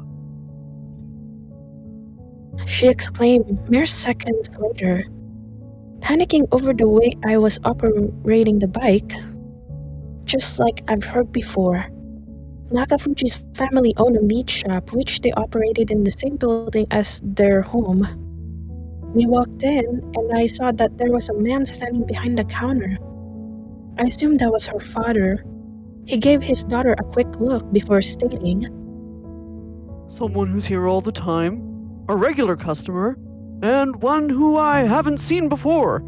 Welcome. if Hino was the first and I the third, then that makes Shimamura the regular customer? Huh? I glanced her way, which prompted her to give me an evasive answer in the following manner. It's just my mom makes me come here and buy stuff when she doesn't feel like it or something. Shimamura and her mother got along pretty well, huh? It seemed that was also the case with her and her sister. I wonder, Would there ever come a day when I'd be able to stand equal to them? There was a doorway at the back of the shop, and we passed through it to the living room. Once there, Hino immediately began setting up an old-looking game console. The way in which she moved almost made it seem like she was at her own house. Based on the fact that I couldn't see more than 2 controllers, I assumed that we were going to be playing by passing them back and forth. This turned out to be the case, and after a quick raffle, it was decided that I'd go alongside Hino first. I definitely felt disappointed that I hadn't been paired with Shimamura. But at the same time, if luck was going to screw me over, this was probably the best time for it. Had this been the raffle that decided which classes we were going to be placed on for our second year, I likely couldn't have borne to look. The living room behind the store also came equipped with a kotatsu. I knew that Shimamura was sensitive to cold, and as I turned to check, yep, she already dove under it. Nagafuji joined her, whereas Hino grabbed what seemed like her private cushion and carried it with her to the TV. The game we were playing appeared to be a digital version of Sugoroku, meaning that the goal was to toss dice and get to the end. Interestingly, you had to actually toss them. Anyway, you started with 10 million yen and that was pretty much it. I wonder, who had been the person who handed you 10 million yen and told you to get going? That went beyond generosity. Busy trying to calculate how long I'd have to work for on my current salary to save up that much, I tossed the dice. The dice within the screen also rolled, landing with a 6 on top. That's a pretty good start. Shimamura commented, her posture now resembling that of a folded cushion. Her face was pressed against the table, her cheek especially, which caused it to squish out. Oh, she seems so cute. Sitting across the kotatsu, Nagafuji lay collapsed in a similar manner to her. Her face was likewise squished against the table, which earned a comment from Hino. You should squish your boobs instead. It was quite rare to see Nagafuji actually frown. Regardless, she quickly regained her previous posture, extended her hand, and began lazily searching for the controller. I glanced at Shimamura and saw that she was doing the same, moving only her arm. Her expression appeared juvenile in a way that wasn't exactly common for her. I had to say, I quite like it.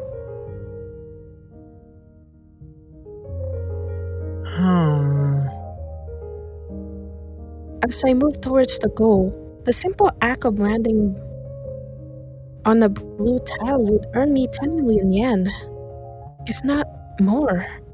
I found myself completely bewildered by the sums of money in question. It was like something straight from an article discussing the Zimbabwean dollar during its inflation.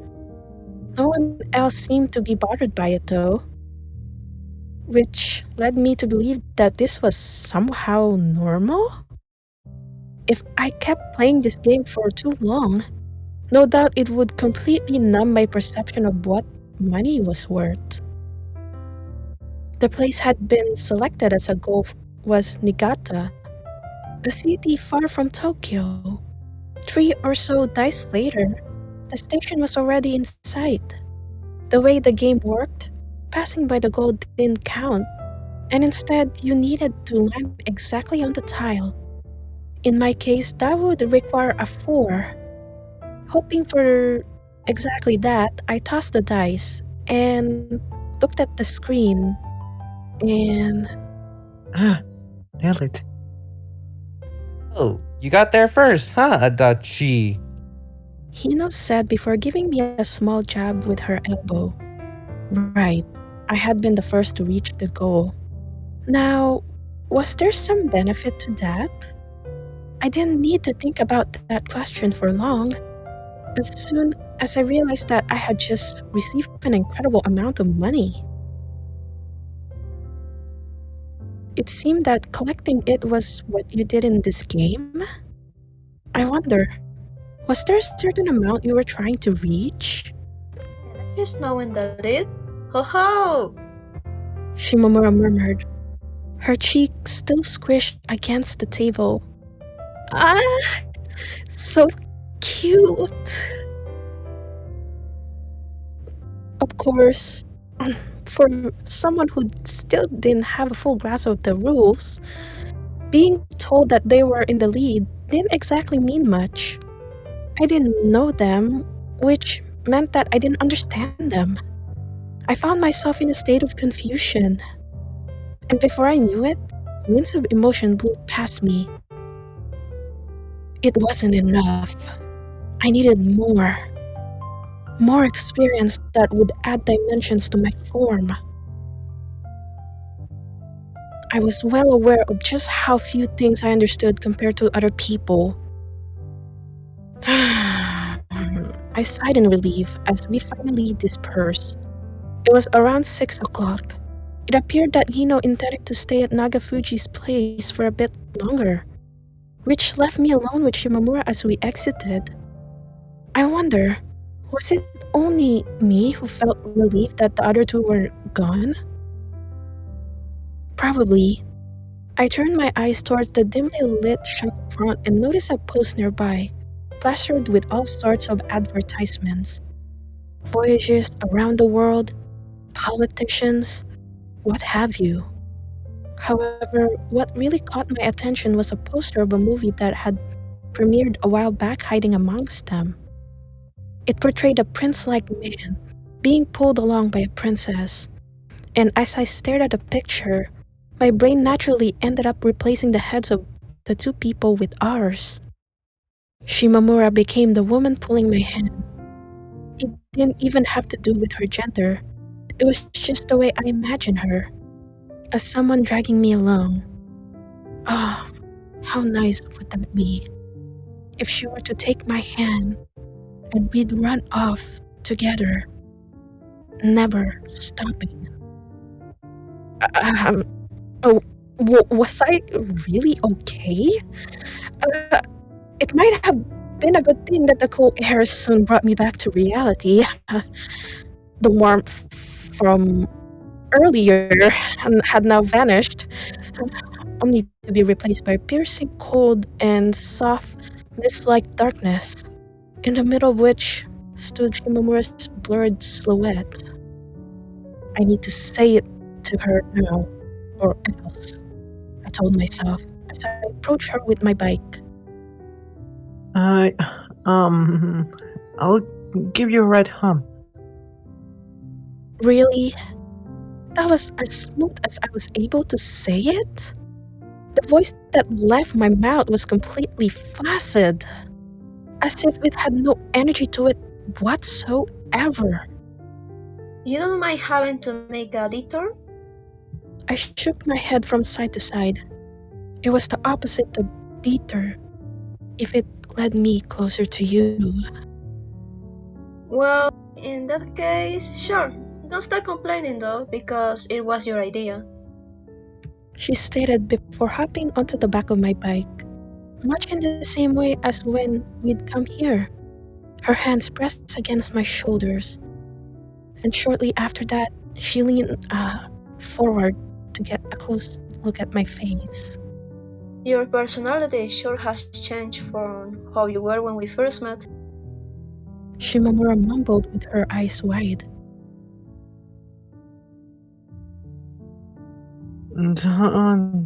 Don't say that. I didn't need her, the source of it all, to tell me that. I was already well aware. The shaman dance, after which began the reading of the horoscopes. That was all there was to this program. Was the dancing part really necessary? That I didn't know. Yet, there was something about the shaman and the concept of fortune that made it just feel right. For some reason. If you wish to close the distance, then take the initiative. Acting passive, not allowed. It seemed that tomorrow, those born under Libra would need to act to their own accord. It reminded me of some cliche proverb, and a pretty cheap sounding one at that. By the way, in case you were curious, Shimamura's horoscope had been, Your ability to take care of people will swing you around. she definitely had the personality of a big sister who always ready to look after others. Although at the same time, this did feel like the kind of fortune that appeared in all magazines all the time. I wonder, was there even a singular person out there whose job it was to come up with these horoscopes? I should mention, the secret letter this time had been G. The final one would be given out tomorrow, apparently. Not that it really mattered to me. I could no longer remember what the first one had been. Moreover, there were matters of a far greater importance for me to be thinking about at the moment. I sat there gripping my soles, tilting from side to side like a Daruma doll. Take the initiative. I found myself wanting to yell out. If that was something I was capable of, I would have done it from the start. Plus, it wasn't like I wasn't already trying my hardest. Each day, I attempted desperately to overcome who I was. As such, the simple statement that I should have do something wasn't what I was interested in hearing. No, I wanted someone to tell me in which way I was meant to act. 12th of February, Wednesday.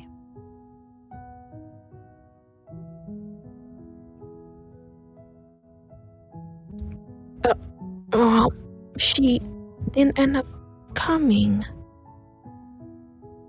I had periodically taken looks over my shoulders from the early morning till the end of school, but at no point had there been anyone sitting in Shimamura's seat. Quite rarely did it happen that I came to school, but she didn't. All of the other students got up to leave, and in the middle of that clatter, I decided to check my phone. Taking the day off? I'd sent her that during the lunch break, but as it turned out, she'd yet to reply. Had she perhaps suddenly fallen ill and decided to stay in bed? That seemed a little strange to me, considering how energetic she had appeared just yesterday. Perhaps I should go check up on her. I distinctly remember Shimamura having done so that one time I'd skipped school. I'd also been told not to act passively, so there was that. Still, with no reply to the message, I didn't have anything to show that she was actually home. As such, going there might prove to be nothing but a waste of time. Maybe even worse than that if I happened to run across her mother. Anxieties of all kinds filled my head, but choosing to ignore them, I made my decision and began moving. Tap, tap, tap. The sound of my footsteps was soft. The tire of my bike soon stopped in front of the Shimamura residence. I checked my phone one last time, and after making sure that she hadn't sent me a message, I pressed the doorbell. A couple of seconds later, I could hear someone galloping lightly down the hallway. Step, step, step. I could immediately tell that it wasn't her. The sound the steps made was far too energetic to be coming from her feet. No, wait, that sounded pretty rude. Coming! The door flew open, and a blue head popped out. The gust of wind that this created carried with it blue particles, like spores, which soon fell over my body. The person tilted her head, still grinning with her hand raised. Oh! You're Adachi, aren't you? Well, yes, I am. I couldn't remember her name off the top of my head, but anyway, it was that girl who'd worn a spacesuit. What she had on today was a dress, although it was one that left her shoulders bare. I got the feeling that she didn't really have a sense for the seasons. Now, why was she here? I quickly glanced at the hallway behind her, but couldn't see anyone else there. Where's Shimamura? She's taking a nap. So, shh, okay? Shh. The girl hushed me, with her index finger pressed on her lips, urging me to be silent. Personally, I'd felt that I'd been the far quieter one of us two. Still, a nap, huh? It didn't seem like she had a cold or anything, so there was at least that to feel relieved about. Instead, I was left to assume that she was simply skipping school. I wonder, did this girl have something to do with why she'd chosen to do that? The answer to that question would have to remain a mystery, as the order of causes and effects unfortunately lay beyond my grasp. Ah, that reminds me. You came at the perfect time. The girl said as she suddenly smacked my foot. I need to go prick you dinner soon, or else it's going to be too late. So then, I leave the task of watching over this place to you. Not wearing shoes, or even socks, she hopped outside through the door and ran off. Dumbfounded, I stared at her back as it slowly grew distant. This most certainly counted as acting with too much liberty in my mind. Now, the girl had told me she was leaving the task of watching over this place to me. But what exactly did that mean I was supposed to do? Should I go stare at Shimamura or something? If so, then that wouldn't be all that different from what I usually did. Thinking about it that way, I found myself wondering, was that enough to classify me as her stalker? No, it isn't. It shouldn't be. I'm just leaning a bit in that direction. The second thought, no, you can go out. Mumbling something to herself, Shimamura appeared from within the hallway. She rubbed her eyes before noticing me by the entrance, and mere moments later, her dispirited pupils lit up. Likewise, I stopped monologuing and straightened my back. Oh, if it isn't Adachi. I was quite surprised to see Shimamura in such a state. She had obviously just woken up. I cast my eyes slightly downwards, which prompted her to do the same. She then began stretching her clothes, consisting of her school uniform minus the coat, in an attempt to remove the creases that had formed in them, likely as a result of her wearing them while sleeping. The way she conducted herself suggested that she was bothered by it to at least some extent. She eventually stated something to the effect of, "Whatever," and walked over to me. I wonder, would it make things better or worse if I pointed out how messy her hair was? Where's Yashiro? She said she was going out to procure dinner and left. Figures. She's the kind of person who does what she wants. So, anyway, what about you, Adachi? Do you have business here? Was what she seemed to be asking. You didn't come to school, so I thought you might have caught a cold or something. I texted you too, but you didn't reply. There was a faint tinge of peevishness mixed into my voice during that last part. This went unnoticed by Shimamura, who looked over her shoulder towards her room before apologizing. Oh, sorry. I left my phone in my bag, so I didn't see it.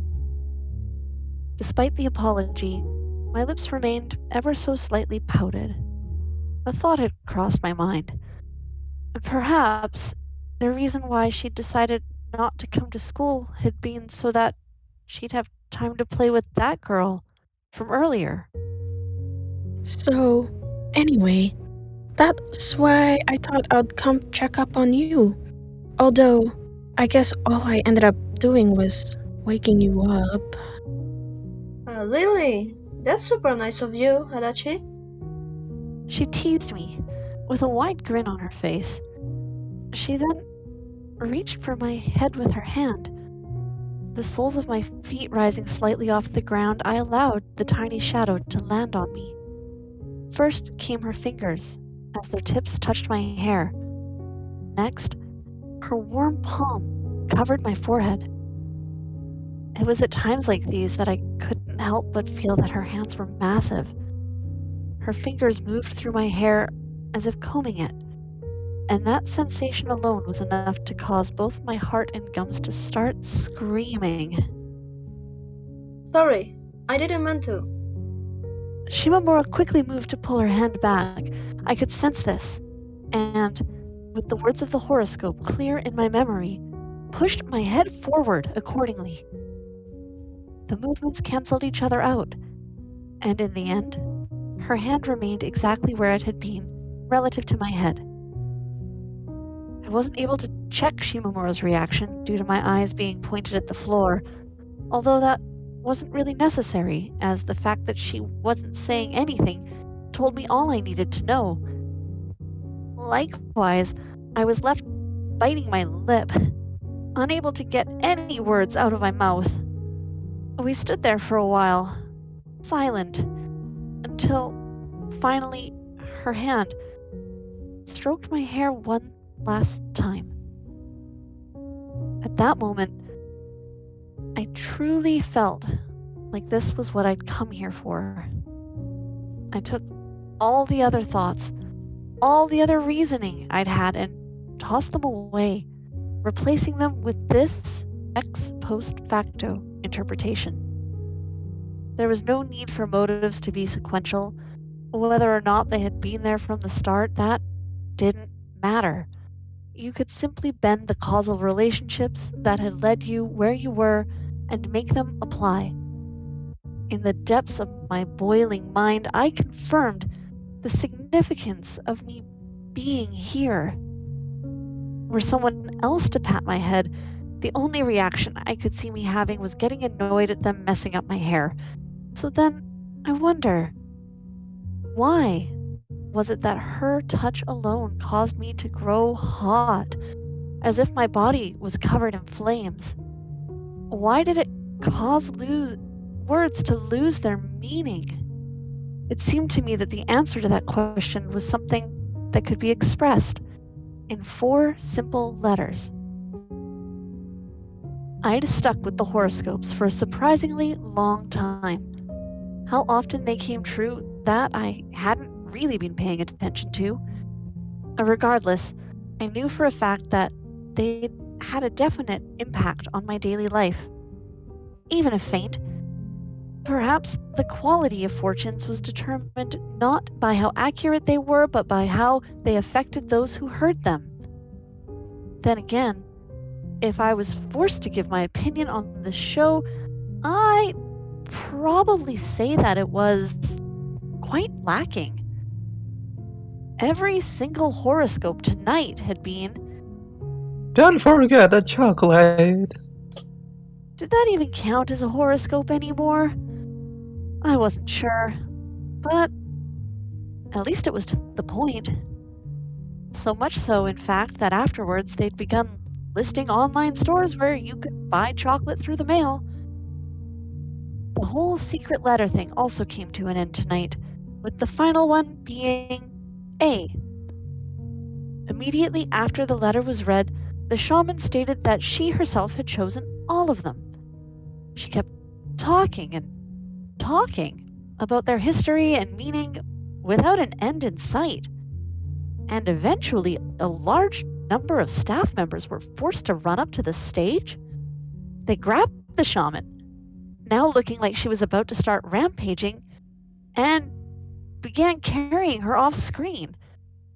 And though she did hurl all sorts of profanities both at the staff members and her fellow actors, those attempts of resistance were ultimately met with failure, as she was forced to leave the stage. All that remained of her was a wig that had some point fallen off and now rested on the floor. There was something surreal about the way one of the actors silently ran up the stage, picked the wig up, and then carried it away with a broad grin on their face. I ended up turning the TV off before finding out what the prize for winning the competition was. They'd said this and that about what sort of message you should send and where, but as I'd long since forgotten what the first secret letter had been, it wasn't like I could have taken part in the raffle anyway. Plus, I didn't exactly have time to be watching TV. To understand why, you only needed to see tonight's fortune. 13th of February, Thursday. The 13th had sneaked up on me. I remember making chocolate on Sunday, as well as Shimamura patted my head yesterday, but other than that, I basically couldn't recall a thing. I did feel like most of those had been things that I'd wanted to forget, although with no way to confirm whether or not there was any truth to those feelings. I was left to assume that it was simply a case of my imagination playing tricks on me. Tomorrow, it'll be Valentine's. That right there, that was the phrase, what the phrase time flies truly meant. The hands of the clock that once hopelessly slow, now rotated with incredible speed. You could say that it was my problem these days that my eyes often end up spinning themselves, trying to follow those hands, which then resulted in me losing my composure. Now, enough of that. There was one more thing that I'd forgotten.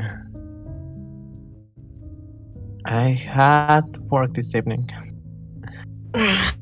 With the China dress on, I stood by the entrance of the restaurant, trying my best to gather my thoughts. I had yet to purchase chocolate. I'd planned to do so today. I completely forgot that I also needed to go to work. Whether it was fortune or a disaster that I'd suddenly remembered during class, that I wasn't sure of. What was I going to do? The anxiety I felt grew stronger by the second. There was no room left in my mind, not even to worry about the slit of the dress. Given how smoothly my eyes and biological clock seemed to rotate, will it really have been too much to ask for the years inside my head to do the same? With this, my only option was to wait until tomorrow and see how things played out from there. I'd go somewhere, buy the chocolate, and then give it to Shimamura on the spot. That was what I'd have to do. Oh, and it meant that I'd get to go out with her, which was good. Definitely. I far preferred it to taking a box of chocolate to school, handing it over to her, and then being done with the whole thing. Of course, this approach wasn't without its fair share of problems. I was quite worried about the prospect of having to wait endlessly in line. That or every single shop straight up being out of chocolate. If I wasn't able to buy it, then will some other type of sweets do? Perhaps there was no reason to feel super chocolate after all. It was the act of presenting her with a gift on Valentine's Day, her accepting it that truly mattered, not so much the gift itself. Thinking about it that way allowed me to feel slightly less anxious. Yet, as soon as that matter was settled, another rose took its place, like a bubble of air floating in a pool of liquid. Was Shimamura thinking about tomorrow at all? She hadn't forgotten, had she? Also, come to think of it, If it was my plan for us to go out the following day, then I need to let her know beforehand and arrange the whole thing. Though I obviously wasn't allowed to fiddle with my phone while on duty, as no customer had showed up yet, I decided to take this opportunity to sneak to the back of the store. The manager was nowhere to be seen in the employees' room, and it took only a quick glance through the kitchen's back door to find her. As it turned out, she too was talking on the phone. How lucky, I thought to myself as I pulled out my phone from my bag and quickly began typing out a message. Are you free tomorrow? If so, what would you say about going somewhere together? Being at work meant that I wouldn't be able to check on my phone, which was why I ended up including the request alongside the question. Once the message was sent, I hurried back to the front of the restaurant. There still weren't any customers, although as I looked out from the window, I could see the red car of one of my coworkers rolling to the parking space reserved for employees. I turned my head, only for the calendar on the wall by the entrance to catch my eyes. I immediately picked out the box representing the 14th. The words Valentine's Day were written inside it in red letters. It was tomorrow. Now that I grown conscious of the fact, it was completely impossible for me to calm down. I felt like I might soon find myself randomly breaking into a dance, celebrating Valentine's together. That was most certainly special, and not just a little bit. I really didn't know how she was going to answer, but assuming she said yes, that will make this the next event following Christmas that I spend with her. I was excited. My heart was pounding. It was pounding so fast that it hurt. Needless to say, I wouldn't have felt the same way had it been with someone else. No, it was the fact that it was her, Shimamura, that made this meaningful. So then, why her? A part of me asked. Like, for example, if it had been not Shimamura but someone else who came to the second floor of the gym, would I have fallen in love, accepted them into my life? The answer I came to as I thought about it was probably not. It was very easy for me to imagine myself quickly leaving the gym after there was nothing for us to talk about and finding some other place where I could sit all alone. That seemed like it would have been the likeliest outcome. So then, why was it that I had no trouble sitting next to Shimamura? Perhaps she was my destined soulmate? I almost bit my tongue, which was pretty weird considering that I wasn't even speaking out loud. Destined. Destined? Oh, blushing! The old woman who I work with teased me in broken Japanese. Having now walked in, I guess that was one way of saying hello. Also, more importantly, was I actually blushing? I felt pathetic. Well, it's winter, so the cold makes my skin crack, and It's the damn heating! Too warm! She cursed at the indoor heating system while taking off her purple jacket. Oh, it was warm. Too warm? Alright then, my skin felt hot, so hot that I felt like I was soon going to suffer a burn. But that too was the indoor heating's fault, right? And thus, tomorrow arrived. Friday was going to be the day of a decisive battle.